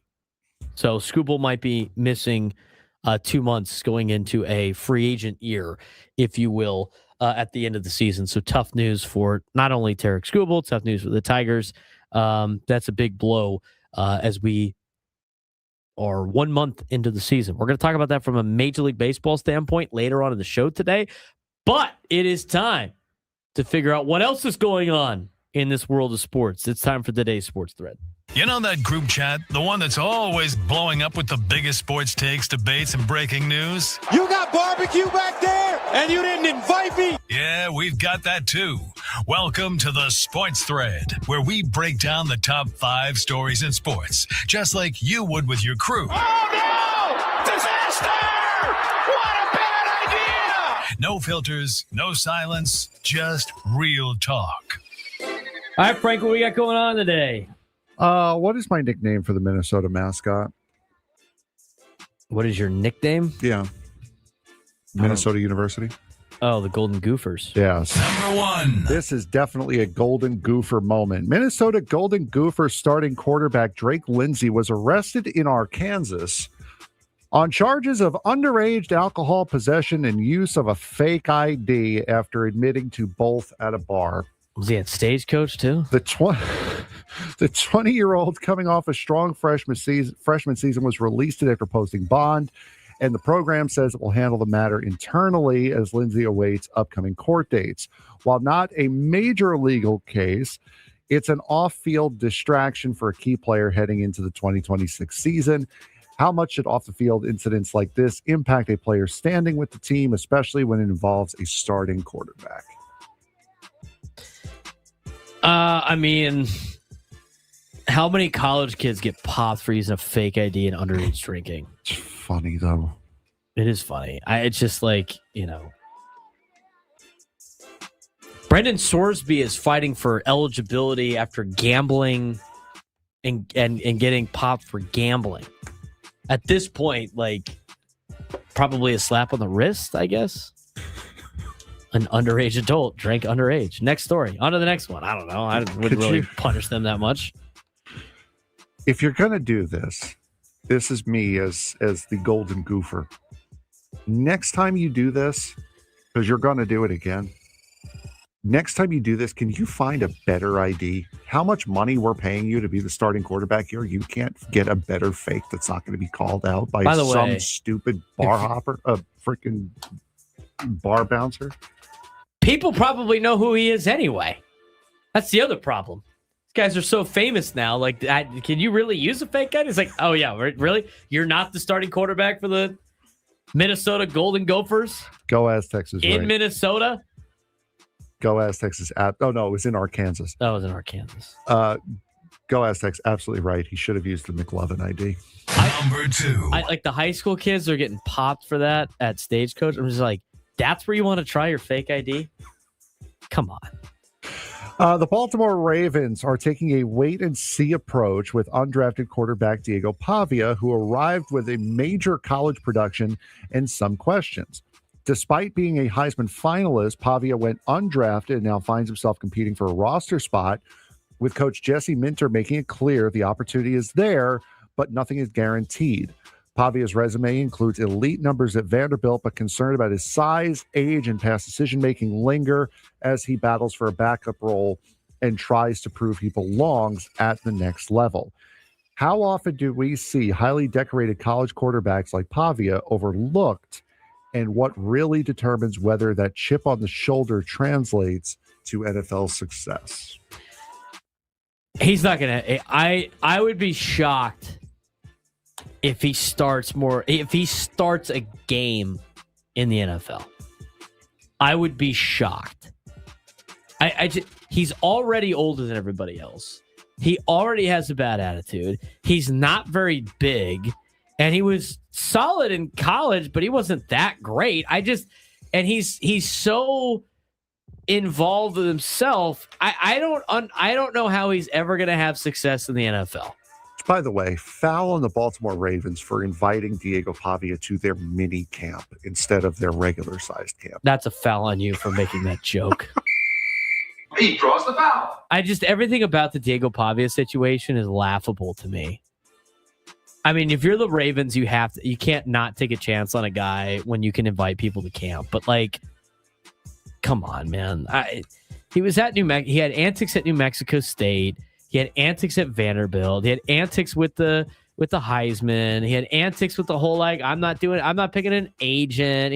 It's like, he's got all these problems with him, and he's not better than his problems. I mean, you see athletes that have this happen to. You only tolerate so much with certain players. And if Diego Pavia is not better than his antics, nobody's going to take him on. He's not going to have a successful NFL career, and I don't even think he could be really a backup unless he really changes. The kid's a fool. His attitude. He is a fool. I am not a fan of Diego Pavia, and he continues to do dumb things. So it's just so bad. When we come back, Miguel Anduhar conversation. Guy's Mr. Consistent. Should he get more consistent playing time? We'll discuss.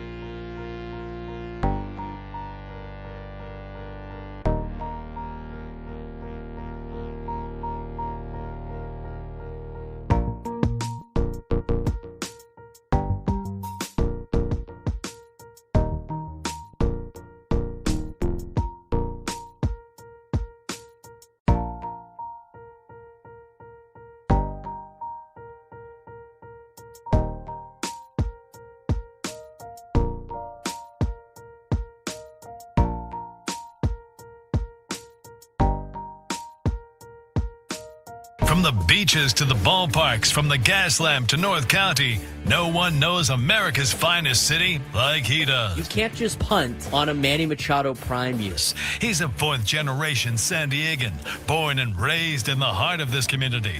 Passionate, opinionated, and always bringing you the real talk on your teams, your city, and everything in between. Braden totally knows his stuff. He's ready for the next step. That guy is good. Live and local, it's the Braden Surprenant Show. But I think Braden's one of the up-and-coming young stars in the media game in San Diego. Now, here's your host, Braden Surprenant. New lunchtime hour of the Fan is brought to you by the Craft Taco, bold flavors, 2 locations, Sorrento Valley and inside Balboa Park's Natural History Museum. I'm waiting for the tacos. Where the damn tacos at? It's good to have Estrada back, huh? He looked good the other day. Good. It's the only bright side of Saturday's game. Estrada looked pretty good. I could use some I could use tacos every day. If somebody said you had to eat tacos every day, would you be upset about it? No. No, I wouldn't be upset about it. Absolutely not. He's Frank Marchese. I'm Braden Surprenant. It's the Braden Surprenant Show, live and local each every day from 10 to 2. San Diego's number one sports station, 97.3 The Fan. We are broadcasting live from the Bill House Studios. We know how. Let's dive into what we were going to talk about near the end of the first hour of the show. We had to pigeon it a little. We had to pivot a little bit because of how long our conversation went with time to worry or figure it. Will they figure it out? Segment earlier today. If you missed any of the show, you can go back and watch on YouTube. You can go back and listen in podcast form wherever you get your podcast, Spotify, Apple Music, whatever it may be. You can also listen to us on the Odyssey app, and you can rewind on the Odyssey app. Also great. Now, let's talk about Miguel Anduhar. Miguel Anduhar, when he plays, is kind of carrying the offense a little bit. Miguel Anduhar has been Mr. Consistent. He's been the most reliable bat. He has been the hottest bat for the Padres. He's hitting .316 with an .843 OPS. Now, he's only had 83 plate appearances. He was brought in to just take on left-handed pitchers. But guess who he's feasting on? He is feasting on righties. He's got an ongoing 8-game hit streak. He homered yesterday. And when you look at the offensive numbers for the Padres, their overall numbers are abysmal. Most players have been streaky. Production has often clustered into short, hot stretches. You can look at Jackson Merrill. You can look at Ramon Laureano. Look at Manny Machado. They have all had a couple of stretches where they look really good. They have all had stretches where they have looked, well, not that. Padres overall as an offense are much, much worse the first time through opposing starters of the .497 OPS. They're strong as second and third time through, .730 and .732. They have failed to work counts effectively during this kind of 2-4 skid that they've been on. And despite all of those inconsistencies with the offense, Mr. Consistency, as been pointed out by Kevin Acee, has been Miguel Anduhar. Kevin Acee pointed out in his daily newsletter. He has been the only real consistent producer from the start of the season to now. He homered yesterday, as we mentioned before, has the Padres' highest batting average at .316, highest OPS at .843 among anyone on the team with more than 53 plate appearances. Now, his 83, as mentioned in the article, not enough for him to be a qualifier, as his time has been limited due to a bulky left hamstring. But when you look at Miguel Anduhar, here's some of the details from the article that was mentioned, and we're going to discuss this. It was not anticipated that Anduhar would play every day anyway. He has not started more than 77 games in a season since his rookie year in 2018 due to various injuries. Padres signed him to a 1-year, $4 million deal, almost entirely because of his history hitting left-handed pitchers and their need for someone who could do so. But as mentioned before, he's doing really well against righties, and Anduhar said he's comfortable against righties and lefties. And his ongoing 8-game hitting streak is tied for the longest by a Padres hitter this season with the one Camposano put together last month. Anytime I'm going to play, I'm going to execute, says Anduhar. Anduhar's 20 for 55 with 4 doubles, a triple, a home run against righties, and 5 for 24 with 2 doubles and a home run against lefties. That home run came yesterday against Anthony Kay. Craig Stammen mentioned the way he has hit the ball this season thus far, the at-bats that he's taken, we feel pretty confident when he's in the box. All right. That leads to the question. Is it time to make Miguel Anduhar an everyday player? I don't think we're at that point yet. I think you have to continue to find ways to put him in the lineup. I know a lot of people want to find a way to get Jake Cronenworth out of the lineup, but I still think with Miguel Anduhar, and Kevin Acey mentions it in the article, but when you look at Miguel Anduhar, he hasn't put together a lot of years where he's playing a lot of games. We said that about Freddie Fermin in the catching situation. Sometimes guys thrive when they are in the correct role. For Miguel Anduhar, right now might be that correct role for him. But at the same time, I know, again, he has only played like a handful of games due to injuries. He is, how old is Miguel? He's 31 years old. I mean, I think the biggest thing holding Miguel Anduhar back from being an everyday starter, I don't think it's his ability. I just think it's his opportunity, or should I say really ability to stay healthy. When you look at Miguel Anduhar last year, he played 94 games. That's the second most he has played in his entire career behind the 149 games he played in 2018 in his rookie season. So maybe he has a little bit more stamina in him. I know he's had a bulky hamstring. I think from a production standpoint, I think you need to start seeing Miguel Anduhar in the lineup a little bit more. I don't think it's time to give him an everyday starting spot yet, because I think you got to ease these guys into it and make them earn a little bit more playing time. But as of right now, Frank, he's your most consistent hitter. At the very least, he needs to be playing a little bit more often than he does. For sure. Anduhar has been very, very good this year. He's been one of your more solid, one of your more reliable guys that you've had in the lineup all year. And again, you brought him in to play as a left-handed specialist DH. That's what you brought him in for. And now he's evolved himself into this bigger role. I don't think I've seen it in chat. I don't think he's a leadoff hitter. You've tried that with your best hitter already, and we talked about what it's done to Laureano since he's been in the leadoff spot. I also don't think he should be an everyday player. I think he should be playing more often than not, but he's also going to have those days where you're going to need him in left field. You're going to need him in third base. And I don't want him to be in a situation to where he's a DH every single day. Gavin Sheets hasn't played much, so now he's starting to slow up as your DH because now you have Ty France taking over more of the first base role, and it could possibly lead to Anduhar hurting himself. So I want to keep Anduhar as fresh as I can for as long as I can, especially with the production that he's been able to give you so far this year. The Padres have played 33 games, correct? Sure. He's played in 23 of them. So he's played in every game but 10. Now, he hasn't started in every game that he has played, but he has played in every game but 10. How much more of the game should he be playing in? I'll look up his exact number. So he had, oh, never mind. I don't know what that is. It's not what I thought it was. Oh, it's fielding. I guess because he's been a DH. I stand corrected on that. All right. Again, he's still played in every game but 10 at some point in time this season, whether it's starting or not. How many more extra games are you going to give him at this point? I mean, every game but 10 means he's playing multiple times a week. How much more playing time does he need where he's not an everyday starter at that point? I don't know. I mean, I think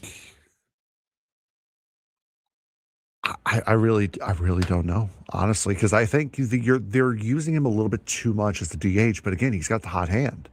Because I still want to give Sheets enough at bats, especially with France taking over the first base role more. Castellanos still needs to get his at bats. I don't know how much more you could put him in. I think they're shoehorning him in every position that they can right now. I think they're using him more than they probably should be right now, honestly. Anduhar? But again, it's hard to take him out because he's the hot hand. Right, 100%. Anduhar this year, so he's played in 23 games. He has started 7. No, that's just in the 6th spot. He started 7 in the 6th. I'm trying to find how many starts he has. There's so many of these websites where it's like some of them are very easy and some of them are not in terms of like who starts, who doesn't. I just know he's played 23 games. I think he has started most of those games, if I'm not mistaken. Baseball Reference doesn't like having that handy. There's probably other sites that have that. But overall, like, he would have to play, if he was going to start every day, he would have to play, he would have to be the DH. Right? Or is he better off playing when? I mean, is he going to be a better defensive player than some of the guys you have in the lineup right now? I don't know who you would play over. And before everybody says like Jake Cronenworth, who are you going to play second? I guess you can move Tatis to second. You can move guys around. From that perspective, I think it's a little different. He's already played in every game but 10. How many extra games does he possibly, need this year? And when you look at how everybody else has done in terms of starters, according to the standard batting, Miguel Anduhar has played in enough games where Baseball Reference almost considers him a starter anyway. Like, just based on games played, here's your starters. You ready for this? Fermin, Sheets, Cronenworth, Bogarts, Machado, Laureano, Merrill, Tatis, and Anduhar. Those have been your more consistent starters of the group. So the question is, how much more playing time does he really need at this point? I don't think it's that much more. I mean, I think he's fine in the role that he's in. I think he's doing a great job. But sometimes when you start adding more of a workload, it changes some things, not only with Anduhar in terms of his physical body, but also with ways teams attack him. But if you look at the games played, the Padres have played 33 games. Not a single Padre has played in all 33 games. Sheets has played in 30 of the 33 games. Cronenworth's played in 31 of the 33. Xander Bogaerts has played in 32 of the 33. Machado's played in 31 of the 33. Laureano, 31 of 33. Merrill and Tatis, both 32 of 33. Anduhar's played in 23 of the 33 games. That's not starts. That's like played in games. I think that also shows you just how much Craig Stammen uses his team. I mean, they're using these guys a lot. If you look at the bench, Castellanos played in 21 of the 33 games. France has played in 19. Campusano's played in 17. Bryce Johnson's played in 18 of the 33 games. And that's all the position players. Of course, Sungmoon Song has played in 1 game. He pinch ran. He started. Anduhar, you finally found it? In 20 games. So Anduhar's played in 23 games and he has started 20 of them. No, he's 21 of them he's started. He hasn't finished all of them. He came in the 7th inning against the Giants on March 30th, came in the 9th against the Rockies on April 9th, started on April 18th, but came out in the 7th, started on the 23rd, came out in the 9th, started on the 29th, and came out in the 9th. Every other game he started. He started all but 2. He's come in as a pinch hitter twice. Yeah. All right. So he has started 21 of the 33 games, which is, let me do some math real quick. 21 of 33. So he has started 64% of the Padres games.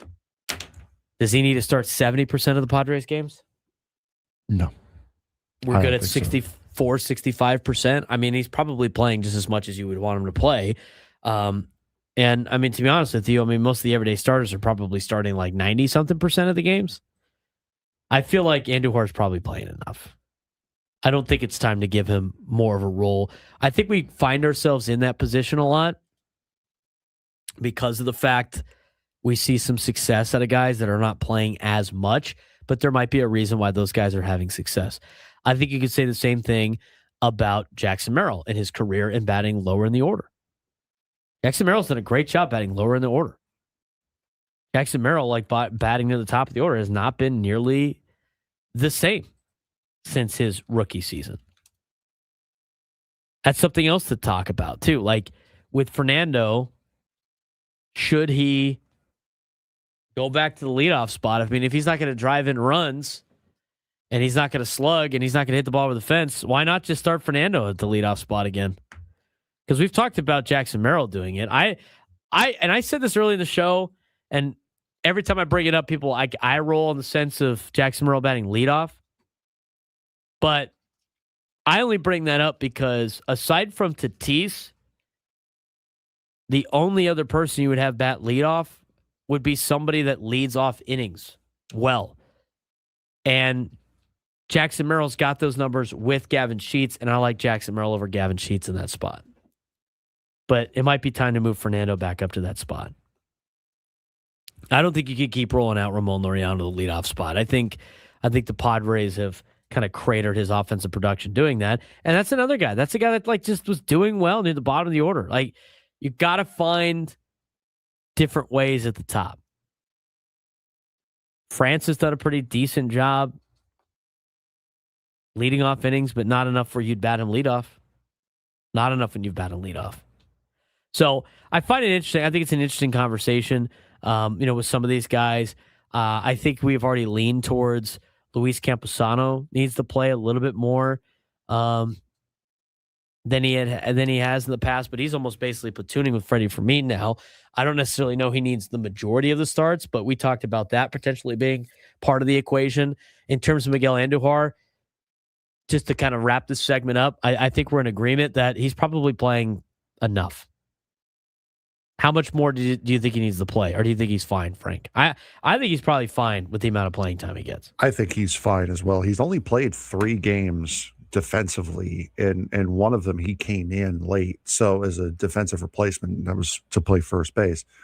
I'm fine seeing how much Anduhar is playing, and I think once he cools off a little bit against righties, he'll start to get a little bit less, but I don't see him right now as an everyday designated hitter because you have other guys on this team that need to get those reps also. Right. I agree. I think Craig Stammen's doing a good job of getting these guys in and out. Over the weekend, we already talked a little bit about Griffin Canning, but interesting roster move yesterday to get Griffin Canning out there. Griffin Canning was expected to get another start in rehab down in El Paso. Instead, the Padres went with him yesterday. How did he look? How does that impact the rotation? We'll discuss that next on the Braden Surprenant Show. Settings Norman Sports Station 97.3 The Fan.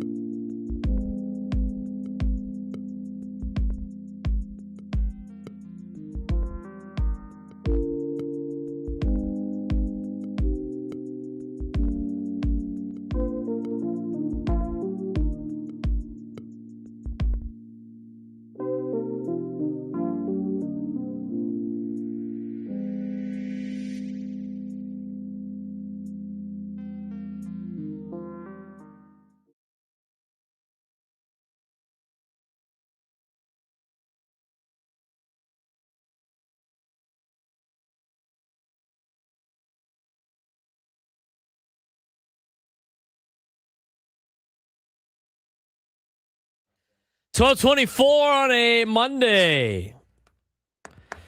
We're going to talk a little bit about Griffin Canning. He's Frank Marchese. I'm Braden Surprenant. We're broadcasting live from the Bill House Studios. We know how.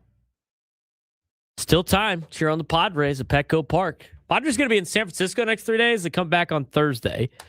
And on Thursday at 7:10, Padres host the St. Louis Cardinals. First 40,000 in attendance. Fans in attendance will receive a flame-throwing Mason Miller bobblehead presented by Cox.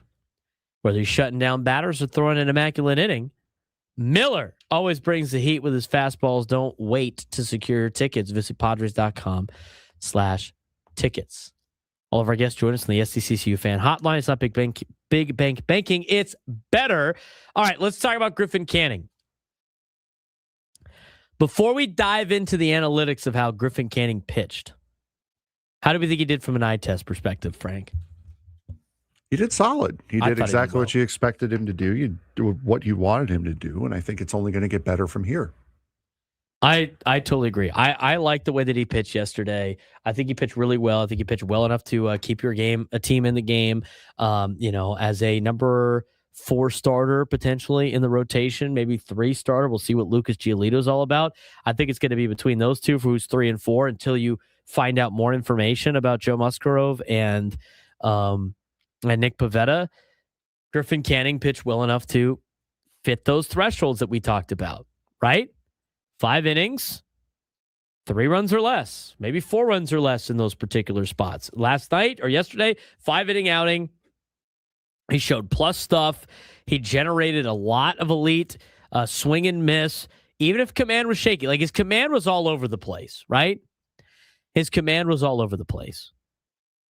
But I thought he had a very solid debut as somebody that hadn't pitched in a year, at a major league level. I thought he was efficient. He had a low run output, strikeout heavy yesterday. And when you start diving into the numbers of what happened, again, 5 innings, 1 earned run. He gave up 3 hits. One of them was the solo shot. Only 3 balls in play became hits, which is fantastic. 3 walks, which he has to limit a little bit. I think he was a little nervous early in the contest, so I led to some walks. And he had 7 punch-outs. 16 swings and misses yesterday. 16 whiffs. Got to love that as a pitcher. 73 total pitches, about 14.6 pitches an inning. Efficient for most starters in Major League Baseball. He had a 37% called strike plus whiff percentage. So that's how many called strikes and whiffs divided by amount of pitches that he threw. That's one of the best predictive stats in baseball for future strikeout rates and overall success. That was better than his raw whiff percentage or strikeout per 9 alone. League average is usually in the mid to high 20s. 30% plus, excellent. 37%, elite for a lot of starting pitchers. He was getting strikeouts. He was getting called strikes, ridiculous rate. Now, in terms of some of the graphs that we have shown on this show that grade him, they gave his stuff an A-. Raw pitch quality, velocity, movement, spin, separation from other pitches, excellent grade, and his arsenal had premium stuff yesterday. Locations, D-. This is where the pitches actually ended up versus where he wanted them. He didn't really execute the command that well. Too many pitchers were scattered, especially against left-handed hitters. In terms of his pitcher list, pitch level value that you see on their particular graphic, for this, they grade on a scale of 0 to 10 for every single pitch based on velocity, movement, location, count, batter, handedness, etc. And it measures how valuable and good a pitch should have been for the pitcher, which is independent of the actual outcome, hit, whiff, whatever. He got a average to below overall pitch quality according to PLV, pitch level value on some of these metrics. Take that for what it's worth. In terms of his overall results, the game of B, bottom line on the grades, he got an elite raw stuff yesterday, shaky command a little bit, good but not dominant results out of Griffin Canning. The B and the results show the stuff was good enough to bail him out. I think he was fine there. Four-seam fastball was his number one pitch, roughly 34% usage. Velocity was hitting around 94.7 miles an hour, which was up from where he was last year. Got good extension on his pitches. Induced vertical break around 17.1 inches. That's solid. Got good horizontal break too. When you start looking at the movement of his pitches, it shows a lot of shape to his stuff, which was relative to his velocity. So overall, he looked pretty good. His metrics look pretty good. His analytics look pretty good. This shows that it was a very encouraging start for Griffin Canning. Wasn't just a lucky low run game. Wasn't just like, oh, he was hot. The underlying stuff and the whiff metrics are legitimately excellent out of Griffin Canning. And for a veteran making his Padres debut, showing A- stuff that translates to 16 whiffs and 37% CSW, called strike plus whiffs, that's a huge positive for a first outing for a guy like Griffin Canning. Now, command, very fixable. Command is fixable if the locations tighten up even a little. That strikeout rate and the efficiency is going to stay high while the walks and the home runs drop. And for you Padres fans out there, it should feel good. This looks like a pitcher whose arsenal fits perfectly into the rotation, has room to grow, and we'll finally get to see Griffin Canning working with Ruben Niebla on a more consistent basis. So his stuff was nasty. His quality with the changeup and slider generated a lot of whiffs. His command was off. You expect that for a first major league start back, especially versus lefties. And he still only gave up 1 run in 5 innings on 73 pitches. That's a debut you can build on. So overall, gotta like what Griffin Canning showed yesterday, Frank. And when you go through those numbers, those are encouraging numbers. Yeah, for sure. And again, this is the guy that you expected to kind of anchor the back end of this starting rotation. When you signed him, you knew he was coming off a lower body injury, not an arm injury. So that kind of weakens some of the worry about him, or lessens some of the worry about him. So no, I'm really not surprised by how he pitched yesterday. And I think it's only, like I said, I think it's only going to get better from here, as he had a wonderful start to his time in a Padre uniform. I think so too. Now, how does this affect the rest of the rotation? And I think it brings up an interesting talking point that we're going to get to next. And that is, what is moving forward now with the Padres starting rotation? Because they made a move yesterday that was a little unexpected. Armand Marquez got put on the injured list instead of maybe potentially trying to sneak Matt Waldron through waivers. If you could do that, great. You want to try to keep everybody part of the organization as long as possible. But Griffin Canning being added, Lucas Giolito on the horizon, based on the results that we got over the weekend. What does this say about the Padres rotation? We'll take a look at it again when we come back on the Braden Surprenant Show. Setting Summer Sports Station 97 through the Fan.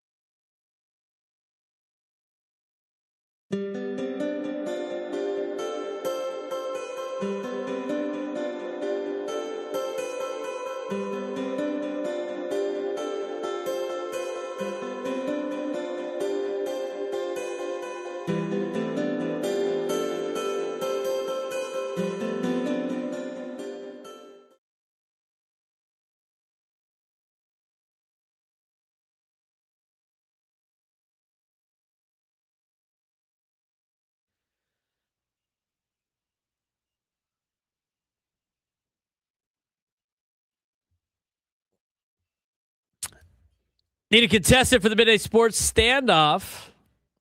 If you could call in and take me down in some trivia today, you'd be qualified for our grand prize, which is $500 gift card to Westgate, Las Vegas, the home of legendary Vegas fun, now offering the breakaway from fees package, including a $75 daily dining credit, 2-day spa passes, daily cabaret tickets, complimentary valet parking, and $0 resort fees. Special rates starting at $8 $89 a night. Book now at westgatelasvegas.com. 833-288-0973. 833-288-0973 if you want to join us today on the Midday Sports Standoff. Let's talk about, which we're doing right now, let's talk about the back end of this rotation. Okay, so we saw Griffin Canning yesterday. Like, Griffin Canning was overall solid, I would say. Okay?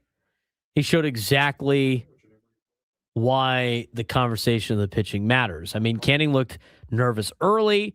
He had a 4-pitch walk. He had a couple of meatballs he threw in there, but he settled in fast. He attacked with 4-seamers up in the zone, multiple 94 to 96 mile an hour heaters with 17 to 19 inches of induced vertical break, which is solid.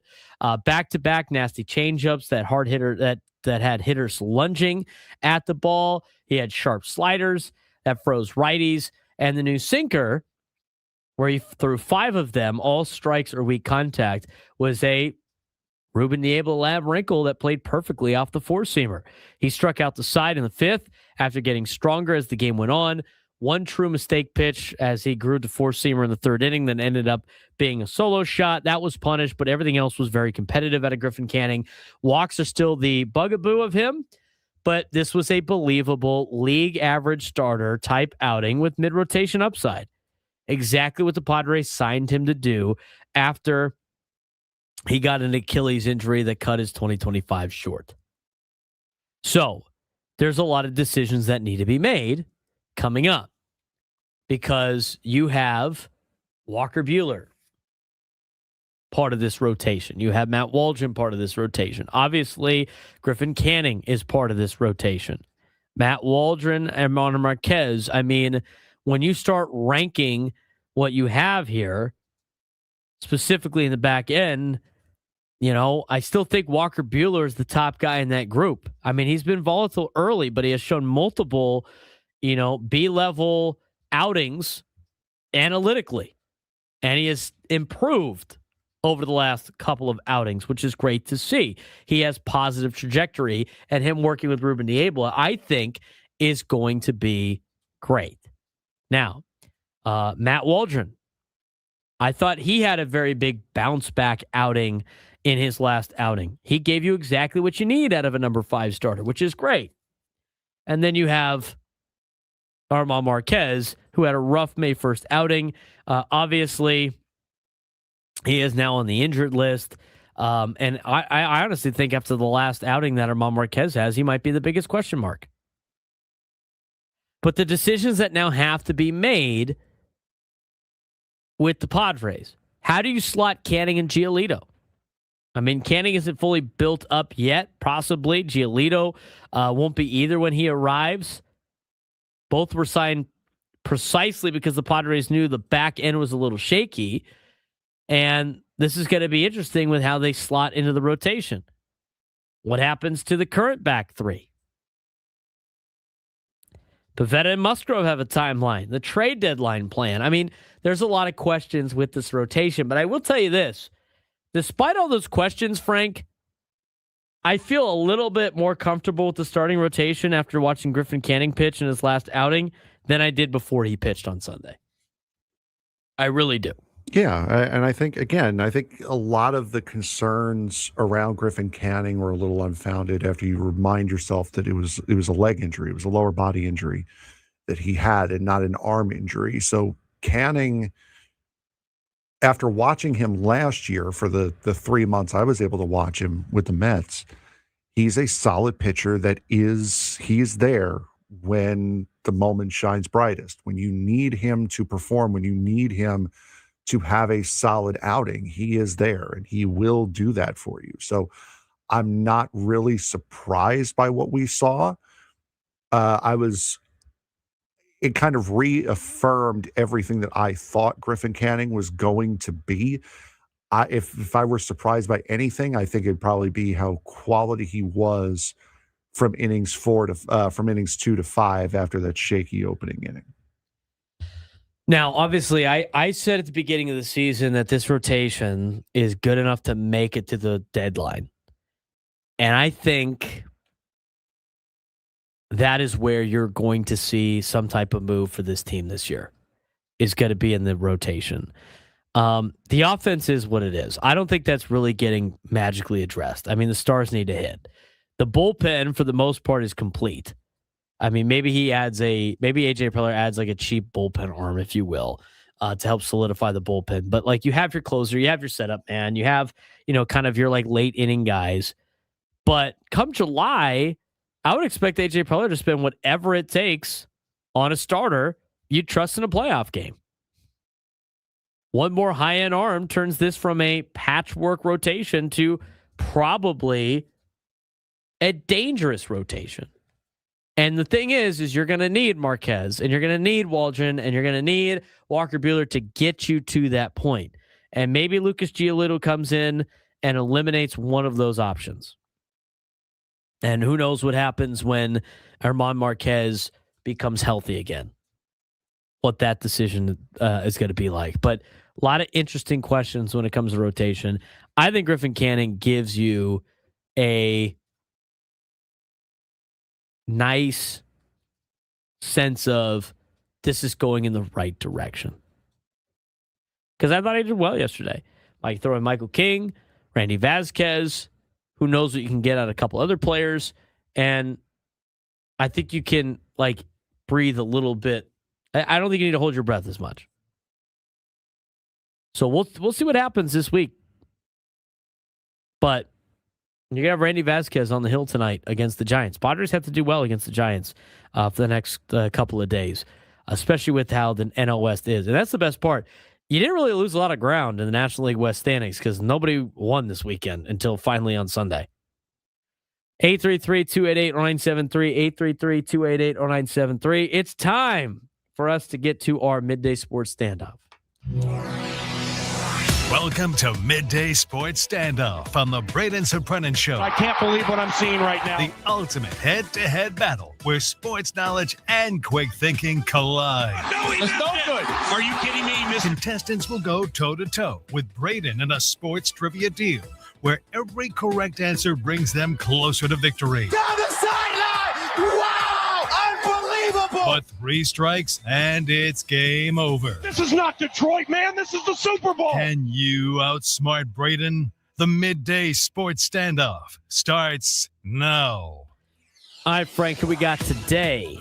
We have Nick playing today. Nick is in Encinitas. Nick, how you doing today, bud? Great, guys. Thanks for having me on. So today, the Padres begin a weekday getaway series against the San Francisco Giants. San Francisco Giants are a legendary team in the history of baseball and have had many legendary players go through the team, of which they have retired 11 of their numbers. Who are the 11 retired numbers? Who are the players that wore the 11 retired numbers for the San Francisco Giants? Nick, you have the first guess. First guess? Mm-hmm. Let's go Barry Bonds. I'm a Giant. Barry Bonds, yes, does have his number 25 retired. Let's go Willie Mays. His number 24 is retired, yes. Nick? Let's go Willie McCovey. Number 44 is retired. I think Gaylord Perry's number's retired. Gaylord Perry's number is retired, yes. By the way, Jackie Robinson does not count on this list. That would make it 12? Yes. One of my favorite players, Will Clark. Will Clark, yes. He was the last Giants number to be retired. The last one I have for you, because I don't know any other ones, is Mel Ott. Mel Ott, he is one of the older ones, yes. Give me Orlando Cepeda. Orlando Cepeda, correct. All right. He wins. I don't know anybody else in the Giants. I don't. I mean, there's a couple of... I don't know any of those players. There's no way. Juan Marichal. Never heard of him. Juan Marichal, yes. He is. 1, 2, 3, 4, 5. Can you name me one more, Nick, to give yourself the Automatic. the win? Geez. Way back in the Maybe- history machine.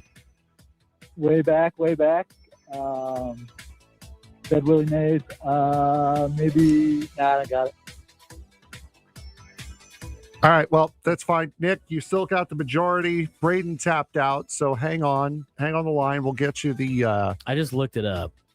So we're missing number 3, 11, 20, and that's it, right? Is that how many we're missing? believe so, yes. We got number 4, 311, Mel Ott. 311 and 20, yes. Yes. Mel Ott's number 4 was retired.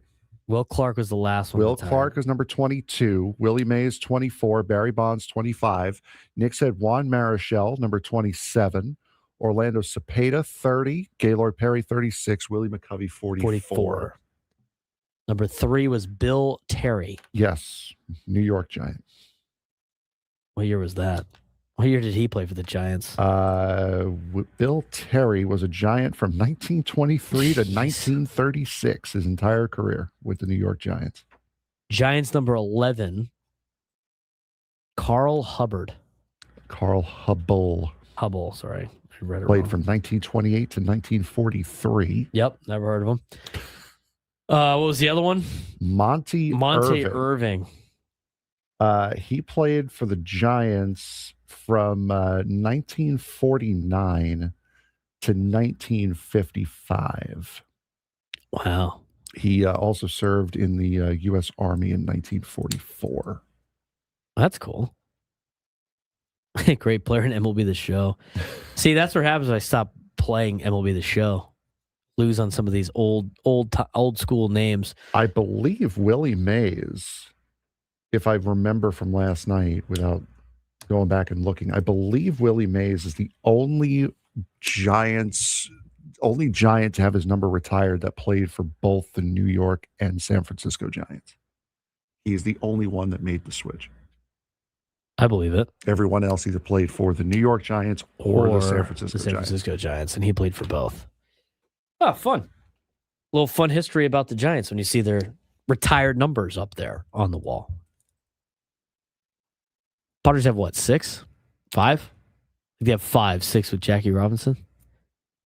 If I remember correctly. Randy Jones, Steve Garvey, Tony Gwynn, Trevor Hoffman, and Dave Winfield. Yes. I think that's the 5 that have been retired in Padres history. All right, fun question today.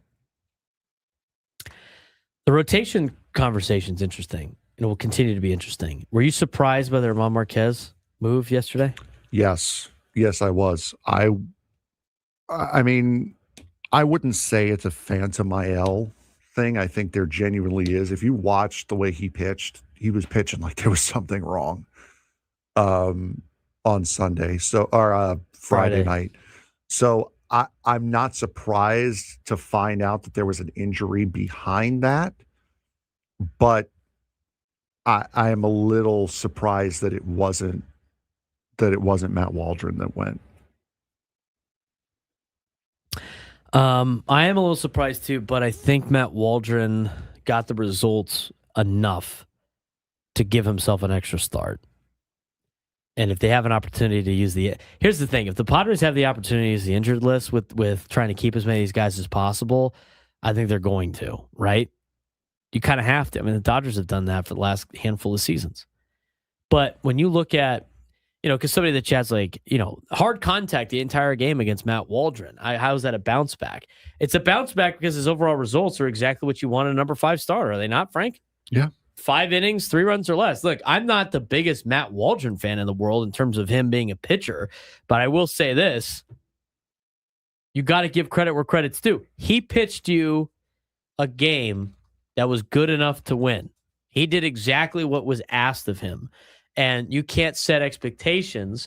And this is where I agree a little bit with Tony Gwynn Jr. and Chris Ello, who defended him on the roundtable, is the expectations for Matt Waldron can't be set at a number that Matt Waldron can never achieve. Otherwise, it's a waste of our time.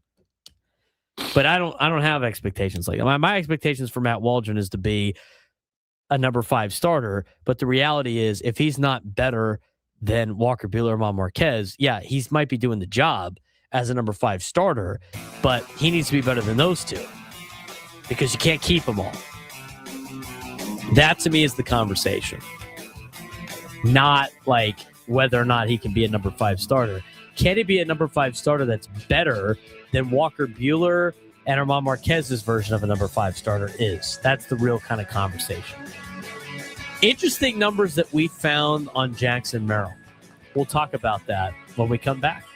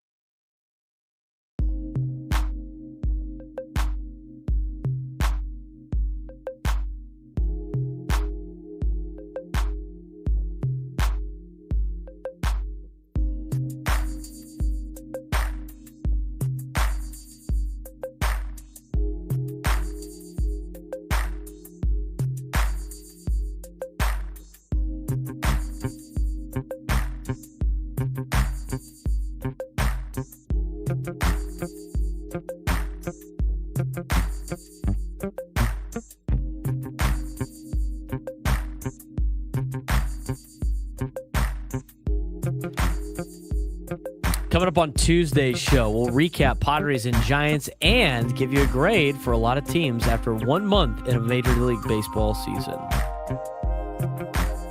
Coming up on Tuesday's show, a recap of Padres and Giants plus first month grades for every team in Major League Baseball.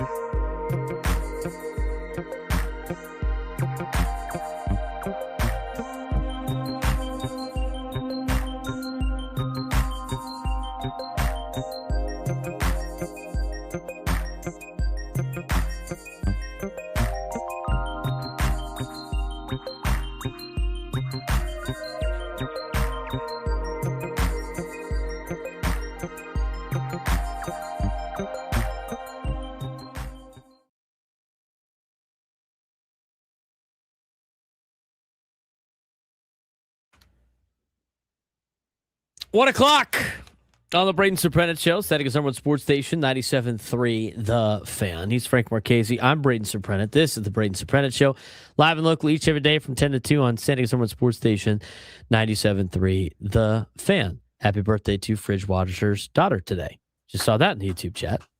May the 4th be with you. All you Star Wars nerds out there. Do you like Star Wars, Frank?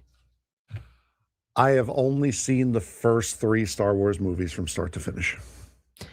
Which first 3 are you talking The about? original, Okay, the original 3. You haven't Yes. seen the Clone Wars version? Not from start to Episodes finish. No. 1, 2, and 3? No, not from start to finish. No. I don't mind those movies. I don't remember if I've seen all of the I don't know if I've seen all the super sequel ones, like when Disney took over. Mm-hmm. The most recent ones that Maybe came 7, 8, 9 or something like that. I might have. I know I've seen 7. I don't know if I've seen 8 and 9. Maybe I have. I can't remember. I don't mind Star Wars. Out of the group of like the sci-fi stuff, I think Star Wars is the best out of the sci-fi. I think Star Trek is lame. Sorry to upset anybody that's a Star Trek fan. I'm not trying to start a Star Wars war here, but you know why I like Star Wars was cool when I never dressed up or waited in line for Star Wars, and I actually watched it after all of them were made. It wasn't like there was a video game that I used to play that I just recently downloaded on the PS5, Star Wars Battlefront 2. Yeah, how did I know? That game was so sick as a kid. Like when I was and I was never into Star Wars. I'm like, what is this? This is cool from that perspective. And then I started watching the movies, and it's pretty interesting. So from that standpoint, I don't mind it. Am I going to be walking around telling everybody May the 4th be with you? Probably not. I get super fired up for Star Wars night? Not really. I don't mind the Star Wars rides they made at Disneyland. That's kind of cool. Not a huge Star Wars person, but I like the Star Wars stuff. I've never seen Dune. It starts getting into not a big sci-fi movie guy. I did see that Star Trek, the remake of the Star Trek that came out. That was not bad, but if I had to pick one of the series, it'd probably be Star Wars. It's pretty interesting to me. I do find it a little fun. Anyway, let's talk about, we're going to talk about some other numbers here in a second when it comes to Jackson Merrill. I saw a lot of people just, want to cut Matt Waldron. Hey, I'm not the biggest advocate for Matt Waldron. I'm going to tell you that right now. I mean, if anybody watched the roundtable this week, you would understand that. But at the same time, all I'm saying is he did what he needed to do the other day. He did what he needed to do the other day. So I think you got to give credit where credit's due. He went 5 innings, gave 3 runs or less. Look, I'm not, I don't think he is going to be the savior of the rotation, let's say. And I don't think long term he's going to be a better option than German Marquez or Walker Buehler. But right now, with the way he pitched, like he has to give you some type of innings. He did what he needed. He did what was asked of him. I think I said it the best way possible, Frank. Like, I'm not a huge believer in him being part of this rotation. But at the same time, like, you can't get mad at the guy for doing exactly what you asked him to do the other day, which was 5 innings and 3 runs or less. You can survive with that for the next, week or two until Lucas Giolito comes back. But I do feel like you do have to give the guy credit when he does pitch well. And he pitched a lot better. He got better results. I know the ball was hit hard. I know he got bailed out by Xander Bogaerts. Look, trust me, I was the one making those arguments on Thursday. But when you look at the reality of the situation, he has not really done a lot. And for somebody that's actually defending that point in the YouTube chat, I will counter with this. He had He had a handful of good starts, and then it went poorly for him 2 years ago. I mean, go back and look at his stats from 2 years ago. Don't look at the whole year. Go look at his game logs. Looked really good, and then it looked like somebody figured him out, and then he hadn't looked good since. So, like I said, I think the biggest negative about Matt Waldron is the fact that he insists on not being a knuckleballer. He insists on being a pitcher with a knuckleball. It doesn't work that way. You need, if you're going to pitch, if you're going to have a knuckleball, you either need to focus your energy on that knuckleball or you need to just straight up get rid of it. It doesn't work that way. I just want to point this up because I find it funny that, you know, Matt Waldron, the conversation right now in the YouTube chat about Matt Waldron is, look at 2 years ago. You can't forget that. And somebody's like, you can forget it. Well, go look at 2 years ago.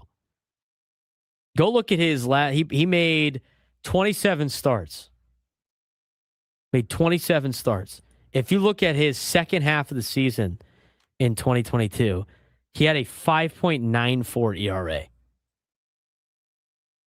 The Padres went 3-6 during. He went in those 14 games. He was 3-6 with a 5.94 ERA, a 5.13 fielding independent pitching. His batting average on balls in play was 297 against. I mean, his second half of 2024 was not good. And then he missed most of 2025. I think he had one start in 2025. He was awful in that one start. And then so far this year, he has not been very good. But I will say this is what got onto the deal. What he did last week in his last outing was good enough to help you win. That's like the whole point of that conversation. It just spewed a argument in the YouTube chat about Matt Waldron. Matt Waldron did not make it through. He made it through. How about this? Because I already know his 2025 and 2026 stats. Do you know how many games Matt Waldron did not give up one earned run? At least one earned run. I'd probably say there's so much margin for error with that knuckleball. I would say like maybe 3. He has only put up a 0 in 2 of his starts ever. And that's in earned runs. One of them was an unearned run in his second start. He gave up one unearned run. It's about right though, because if you miss with the knuckleball, it's going over the fence.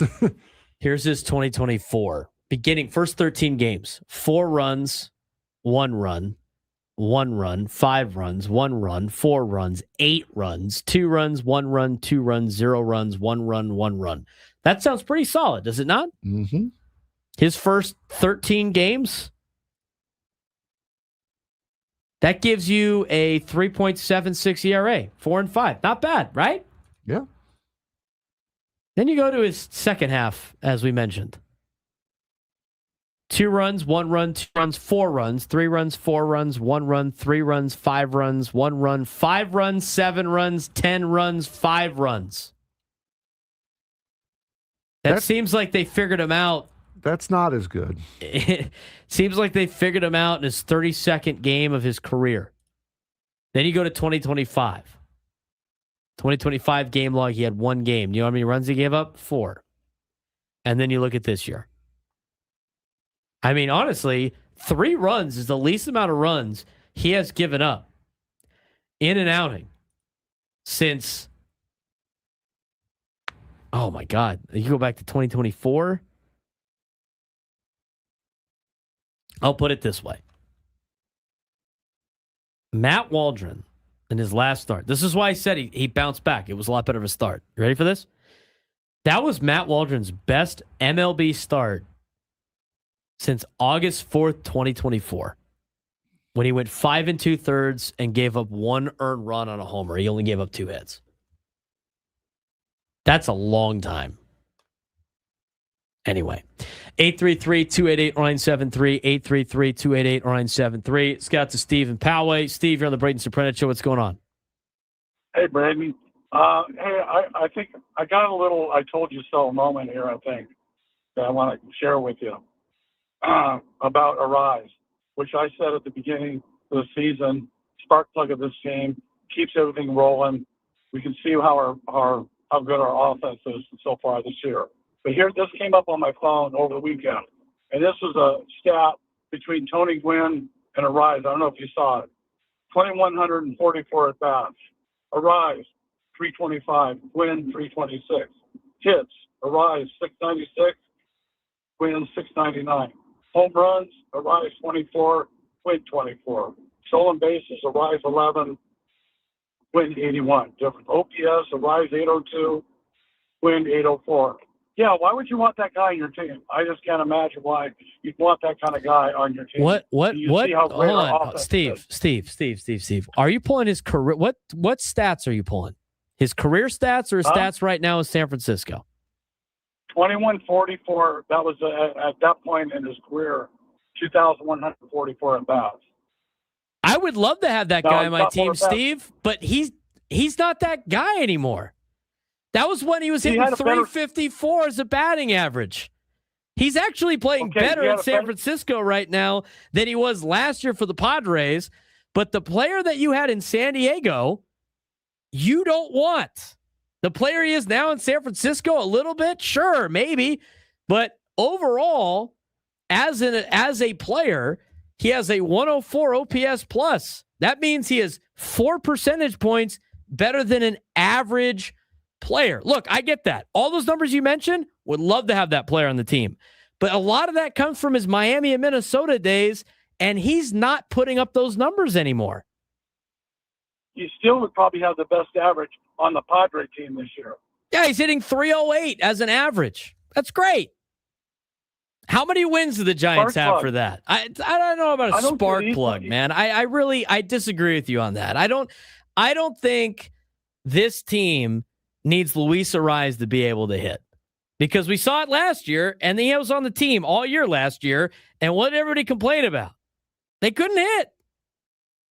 Look, Steve, I appreciate the phone call, man. I appreciate you chiming in. I agree. I would love to have the guy that you just mentioned.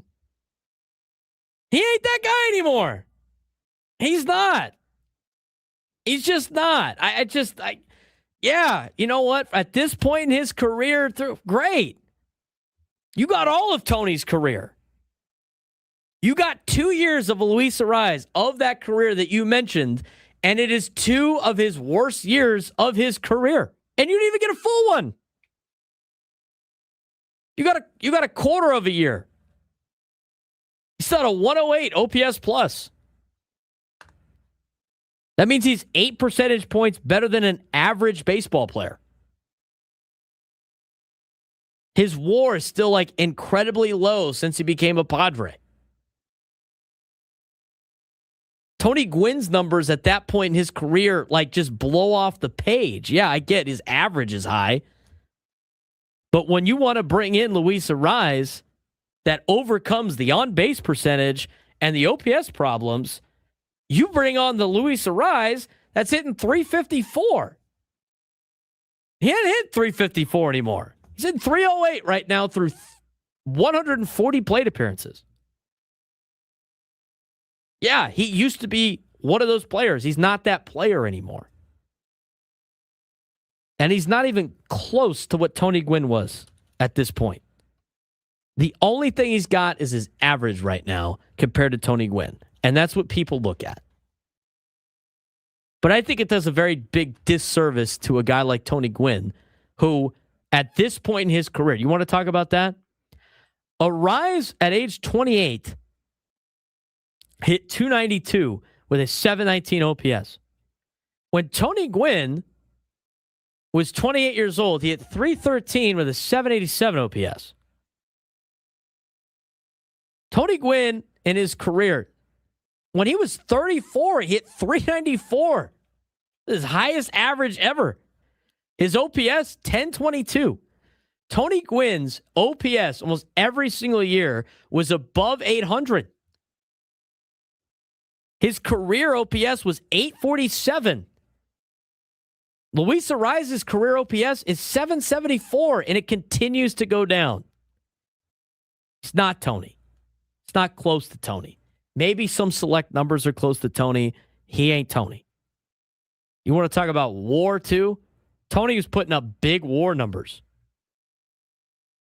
He went through his first couple of years. At age 29, age 28, Luis Arraez had a 1.2 WAR. Tony had anything lower than that. He didn't have anything as low as that ever in his career. One time when he was 22, he had a 1.0 WAR.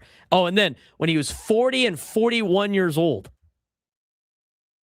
despite having a 0.4 WAR when he was 40 years old, he still hit 323. I strongly disagree.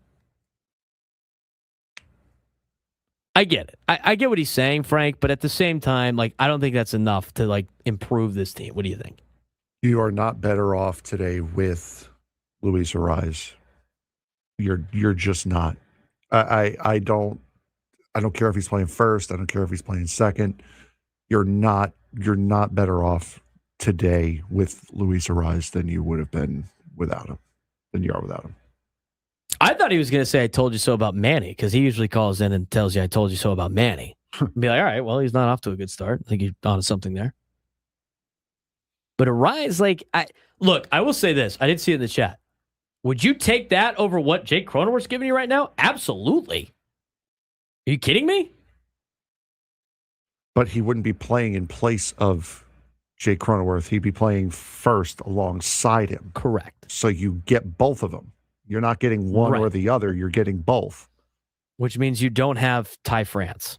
Which means you don't have, maybe you have Gavin Sheets still. Miguel Anduhar isn't playing as much. Maybe you don't sign Miguel Anduhar. Does anybody listen to you when you talk, by the way? Frank did not say. If you brought back Luis Arraez, guess what? Guess who's still under contract? Guess who's still under contract? Jake Cronenworth is still under contract. You weren't just magically trade him away. You would have to play the two next to each other, which means less playing time for Gavin Sheets, less playing time for Miguel Anduhar if he's even on the team, less playing time for Ty France. Correct. Are you okay? Thanks for listening. Well, then we bench Crone. He's got to ride the bench for... No. Arraez would be playing first base on this team. That is what he would be doing. Gavin Sheets would be DHing. Correct. And then you wouldn't have... Kind of like what you did last year when you had this situation. Guys... Maron. I don't know what else to say to that. I was going to talk about, we still got to talk about Jackson Merrill's numbers. Press live on YouTube. You know what? I'll say this. I will believe Steve's I told you so if at the end of the year, Luis Arraez puts together a great season. But then at that point, Frank, then he would have been better than the last 2 years you had Luis Arraez, which means I would love to have Luis Arraez that was the better player than the player that we had here in San Diego. Yeah, I'd love to have that Luis Arraez, but you didn't have that Luis Arraez. I have a question. I might have an answer. Was last year's team good enough to get it done? No, it was not. So why would you roll out the exact same team this year? You would. You would have rolled out the exact same team. And think that they were going to get it done this year. All I want to say about Luis Arraez, I'm not a hater of Luis Arraez. I think he's okay. I think if he hits 350, 314, 316, and it overcomes his OPS, it overcomes his on base percentage. I think he's a good clubhouse guy. But when you start telling me the numbers that he had, when he had a 4.6 WAR and a 4.1 WAR and a 3.2 WAR and a 1. You know what I'm saying?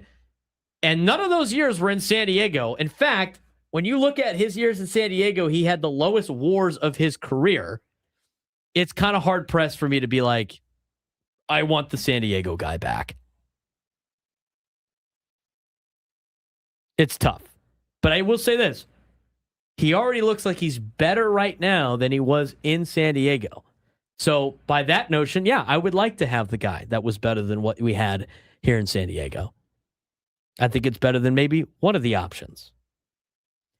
Interesting stats that we saw about Jackson Merrill that might lead to where you should bat him in the order. We'll talk about it when we come back.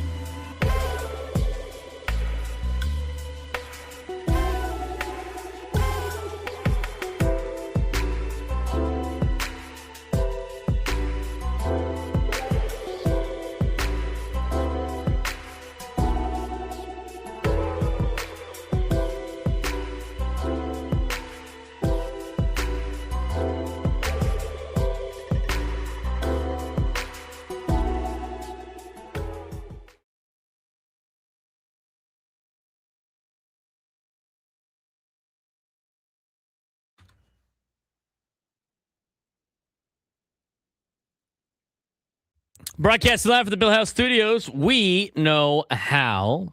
All of our guests join us on the SDCCU fan hotline. It's not big bang banking. It's better. All right, let's talk about some of these interesting numbers that we have on Jackson Merrill. I found these to be interesting in terms of like where he should bat in the order. Now, as of right now, I don't think Ramon Laureano should bat leadoff. I feel like you could utilize him more in the middle of the order, anywhere between 3 and 7. He has done very well there, and he has not done well in the leadoff spot. I don't think this team really has a leadoff hitter aside from Fernando. If you want to go back to that experiment, again, I've been the biggest advocate for Fernando batting leadoff. I think it's probably better for him to bat leadoff. I think it's better to have your scariest hitter bat leadoff. I know he's not hitting home runs right now, but it sounds like that fits in to what Fernando does as of this point. Might as well bat him leadoff if that's the case. So let's talk about Jackson Merrill. I think based on some of these numbers, now this season he has been out of what I would consider qualifying hitters. He has the second best average when leading off innings. So as I view leadoff hitters, and we've talked about this on the show, Frank, there are 2 reasons you'd bat a guy leadoff. Do you remember what those 2 reasons are? Why you'd bat a guy leadoff? He either does this or he is this. Either as a power hitter or he's got speed. He is either the best hitter on the team for more times up, right? Or he is the guy that gets on base, can run, kind of the traditional leadoff hitter. Now, I think if you're going to go from the perspective of like who our best athlete is, who you want to see up the most times, I lean more towards Fernando. I know he is not hitting home runs right now, but he is your most dynamic player. If you want to go with like guy that fits the norm, that means you got to look at players that lead off innings. You got to see how they do when they lead off innings, not go based on his splits of batting leadoff.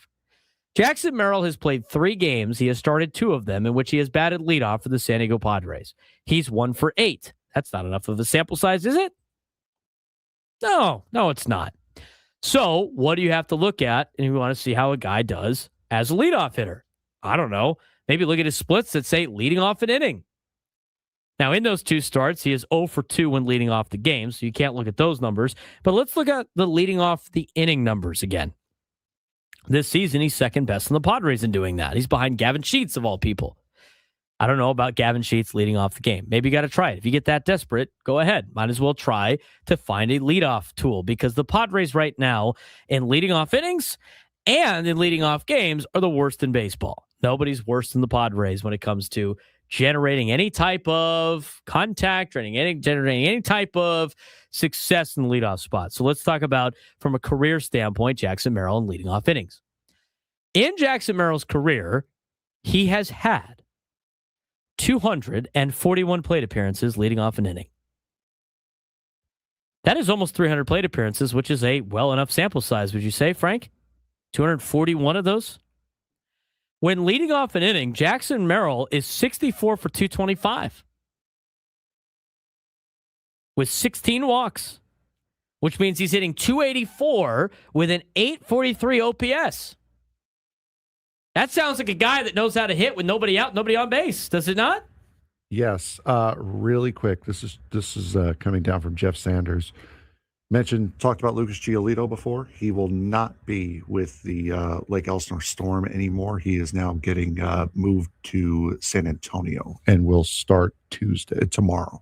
Nice. For San Antonio. Is he pitching to Ethan Salas? I would have to assume so. That'd be nice. So Lucas Giolito going from low single A to double A. All right. Let's go back to this conversation. All right. So the leading off an inning. Are those numbers good, Frank? Leading off an inning? Yeah. 284 batting average, 843 OPS. No, those are not good. Those are great. Thank you. His batting average on balls in play at 302. So, to me, if you want to bat Jackson Merrill in the top 3, he's got to be a leadoff guy. Now, here's where this kind of contradicts that. Let's look at his career batting order positions of where Jackson Merrill has had success. You ready for these numbers, Frank? Go for it. So he has had 9 plate appearances when batting in the number 1 spot. I view leading off an inning more for a leadoff batter than batting first, where he has only done it twice, like 2 games. He's hitting 125. He's 1 for 8. Whatever. Batting second in his career, he's done it 58 times in terms of plate appearances. He's hitting 226 with a 597 OPS. Not great. Okay, but not great. When Jackson Merrill bats third, it is the worst out of any position in his career. Jackson Merrill has made 33 starts batting third. He has had 146 plate appearances batting third. Jackson Merrill batting third is hitting a .189 with a 552 OPS. So based on what we have seen with Jackson Merrill, if you're not going to bat him leadoff, which, fine, I just think it's an idea because he does a good job leading off innings, I wouldn't bat Jackson Merrill in the top 3 spots in the order, just based on his career numbers. He has had way more success batting in the middle of the order. You go look at batting fourth. When he bats cleanup, he's hitting 278. It's a lot better than the top 3. The 771 OPS.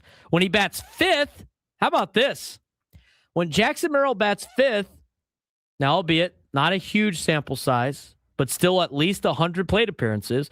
When Jackson Merrill bats fifth, he's hitting 341 with a 983 OPS. When he bats sixth, he's done this in 80 games. He has 321 plate appearances. He's hitting 269 with an 850 OPS. When batting seventh, he's hitting 311 with an 861 OPS. And then he's got 62 plate appearances in the 8 spot, 33 plate appearances in the 9.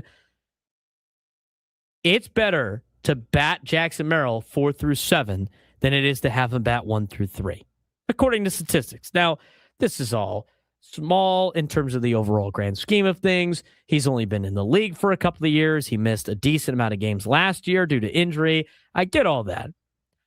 But if you're going to bat Jackson Merrill in the top 3, I think you bat him leadoff because he's done well in 241 plate appearances leading off innings. And if you don't want to do that, Frank, I think it's time to move Jackson Merrill to the 5th spot or lower. I mentioned this to you during the break when you told me this a couple breaks ago. I'm going to equate him to David Wright. David Wright was having his career years when he was batting behind Carlos Beltran and guys like Carlos Delgado, and Cliff Floyd was batting around him. He was in the number 5 spot in the order. And Jackson feels that way to me as well. He is a middle of the order type of hitter. Now, that's not a bad thing. I'm not saying he's not a superstar. He is. But he feels like he's one of those middle of the order guys that's where he's going to be most effective. I think if you hit him 5, if you go just for argument's sake, let's go Xander, Fernando, Manny, Laureano, Merrill. I think that's a pretty solid top 4. Top 5, and I think Merrill will work with that. Have Anduhar hit behind him, or have Ty France hit behind him. I think he'll be just fine. I think he is best suited for the middle of the order. Just because you're the superstar of the team doesn't mean you have to hit 3rd or you have to hit 4th. You can move around. Right. And the same thing with like Laureano. Laureano does a lot better batting 5th or lower than he does batting in the top 4.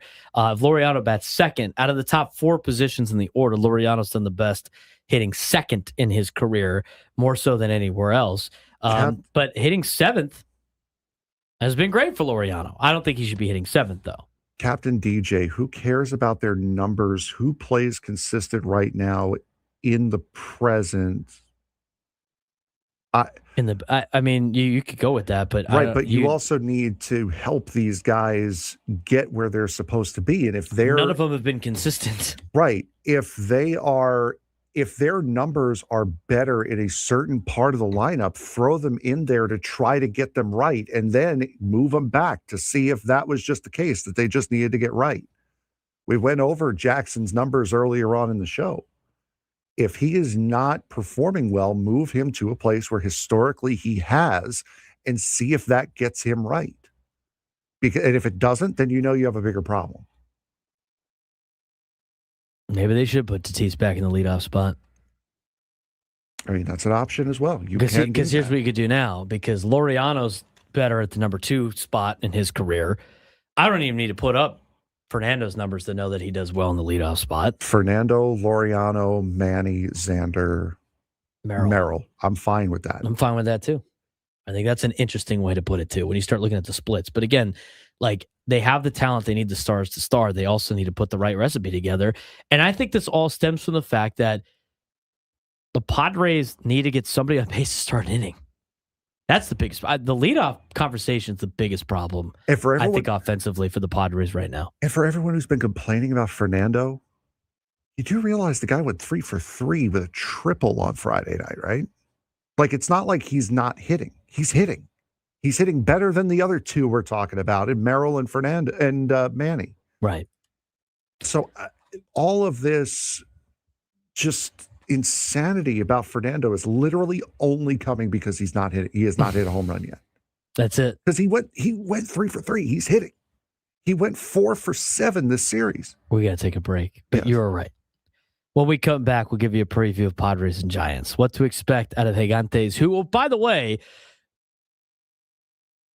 are worse than the Rockies. We'll talk about it when we come back. Braden Surprenant Show, San Diego Sports Station 97 through the Fan.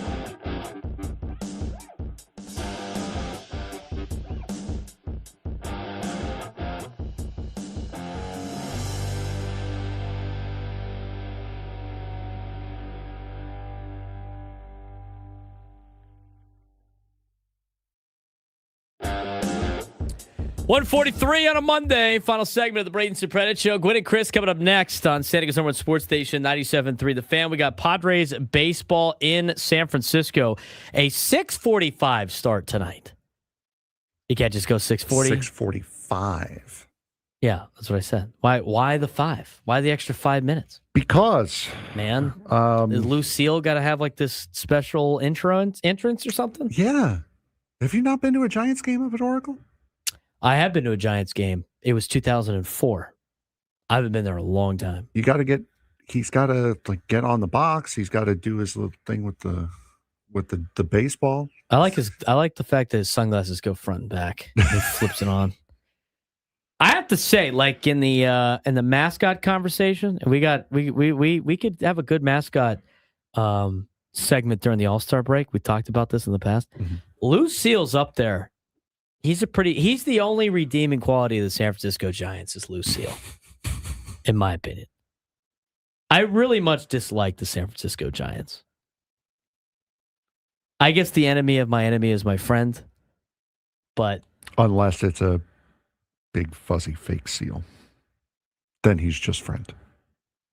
You can't get mad at Lucille, man. You can't. He's funny. He's funny. Do you see him kick over the bat weight? Yes. On the on-deck circle of Shohei Ohtani? He was like, oh, yeah, how about this? See, you want to mess with me now? You think of Lucille the same way I think of Blooper. I know it's a team I hate, but it's funny. It's awesome. That's why it's great the Dodgers don't have a mascot. There's not many mascots I dislike. I definitely do not dislike Lucille. Lucille's pretty money. It's a pretty money mascot. I like Dinger, too. I really don't like the Bobcat in Arizona. I really don't. Why they have a Bobcat? Couldn't tell you. You know what the Yankees... The diamond. I guess walking around, a giant snake walking around might scare kids. Do you know what the Yankees Baxter or something like that? No. They had... No, I meant the Arizona mascot. Oh, yeah, Baxter. Baxter, yeah. the Bobcat. Yankees had something? The Yankees had an mascot for 3 years. His name is Dandy. Excuse me? From 1979 to 1988. They called it Dandy, as in Yankee Doodle. Dandy. That's terrible. Foul. I agree with you. He draws the foul. Oh, it's a WebP file, which is why I can't access it. Yeah. All right, so I'll get you a picture of Dandy here. In the division, the Dodgers don't have a mascot, right? That's typical Dodgers, not have a mascot. I like Dinger. We obviously like Dinger on the show. We like Lucille. We obviously love the Friar. Not a big fan. I don't really. Yeah, the Bobcat for the Diamondbacks doesn't really do it for me.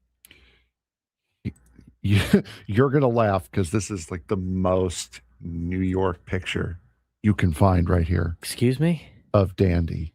This is the Yankees mascot from 1979 to 1981. Dandy.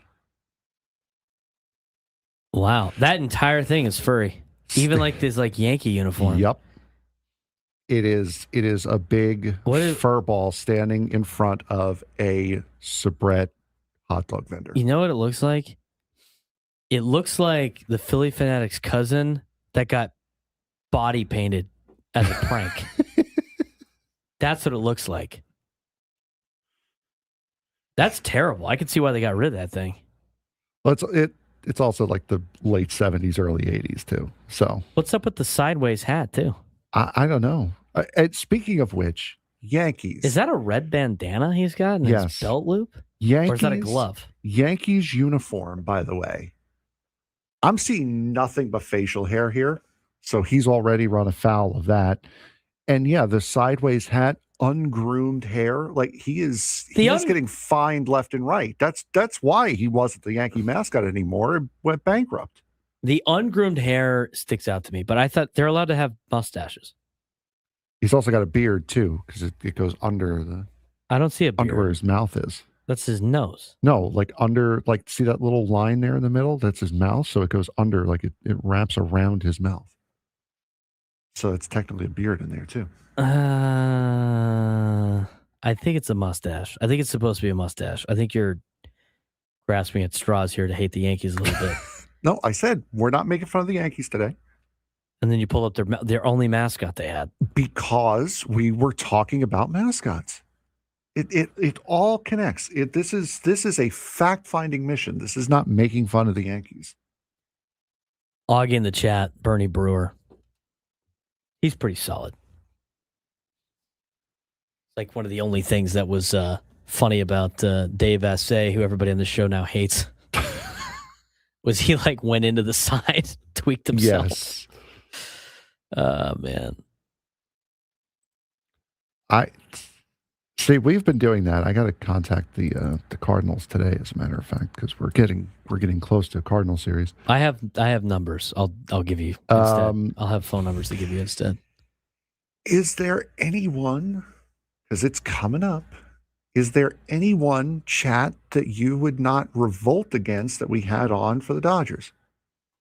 No, they're going to revolt any way possible. I mean, I'd like to get Tommy Edman on again because he's great and he's from San Diego, but oh my God, the people. Is there anyone that you guys would be semi-okay with? I think we just not even address it. It's not necessary. I don't think they're going to be okay with anybody. I said that's why I said semi. No, okay. I don't think that's even in play. All right, let's talk about the Giants real quick. Did you know the Giants are in last place? Did you know that today? I knew they weren't good. I didn't realize they were in last. They're in dead last by a half game. They're a half game behind the Rockies. They are worse than the Rockies. The Giants, and we're going to go over this tomorrow. ESPN.com had the first month grades for Major League Baseball. They gave the Giants a D-. They're dead last in home runs, walks, and steals. Rafael Devers has been absolutely awful. Rotation additions are massively failing, and new leadership is already under fire for the Giants. I don't know how much longer they can roll with this, and here's the thing. This is what they looked like before they came here. Do you remember what happened before they came here? They hadn't won a game yet. They got their ass kicked by the Yankees for 3 straight days, and then they took 2 out of 3 from the Padres. So, and I know that was when the Padres were playing great baseball. It was early in the season. This is a great opportunity for the Padres to just beat up on a bad team. This is how bad Rafael Devers' start the season has had. He is being threatened with being traded to the Mets. That's how bad he's doing. The San Francisco Giants currently have the longest losing streak in all of baseball. Do you know what it's at? Without looking, cheater? Longest current losing streak? Current losing streak. 7? Yeah. They've lost 6 in a row. They're 2-8 in their last 10. They're 8 games back of the Dodgers. One off. They're 7.5 games back of the Padres right now. Their run differential is -34. They're 7. They have a losing record at home. There's not a lot of teams that have a losing record at home. They're one of them. At 7-9. Same record as the Rockies have at Coors Field. So this is a good opportunity for the Padres to go out and feast on what has been an absolutely awful Giants team that has just got swept by the Tampa Bay Rays. Tampa's been pretty solid this year. They're 21-12. They're one of the lone teams in the American League that have a winning record. Yeah, they are. But the Giants, they are very ungood, aren't they? Have been terrible. They have been terrible. The Giants are coming off of, again, getting swept by Tampa, and I think, were they in Atlanta too? No, they got swept by the Phillies. They got swept by the Phillies, who has been awful. Mm-hmm. They lost 7-0 last Tuesday. And then they got swept in a doubleheader, which is also something that doesn't happen. You want to go back to the last one? They took 2 out of 3 from Miami. I don't know how they took 2 out of 3 from the Dodgers. They magically did that at home. But the Giants have been incredibly disappointing this season. Lucille knocked the beach ball off their head a couple extra times. You want to know how bad the Giants are? I'm surprised Frank didn't bring this up. You want to know how bad the Giants are? They went 1-3 against the Mets. Yeah, that's not good. The Mets have 3 wins against this team. The Mets have more wins against the Giants than the Padres do. Come on. Got to get out there. Got to get after it tonight with Randy Vasquez. We'll see if they make any lineup changes, Frank. We'll stay posted on that. Gwen and Chris coming up next. They'll lead you into the EcoWater SoCal Padres pregame show at 5:45. First pitch, Padres Giants, 6:45. We'll talk about the game tomorrow, as well as some grades for the first month of the year for MLB.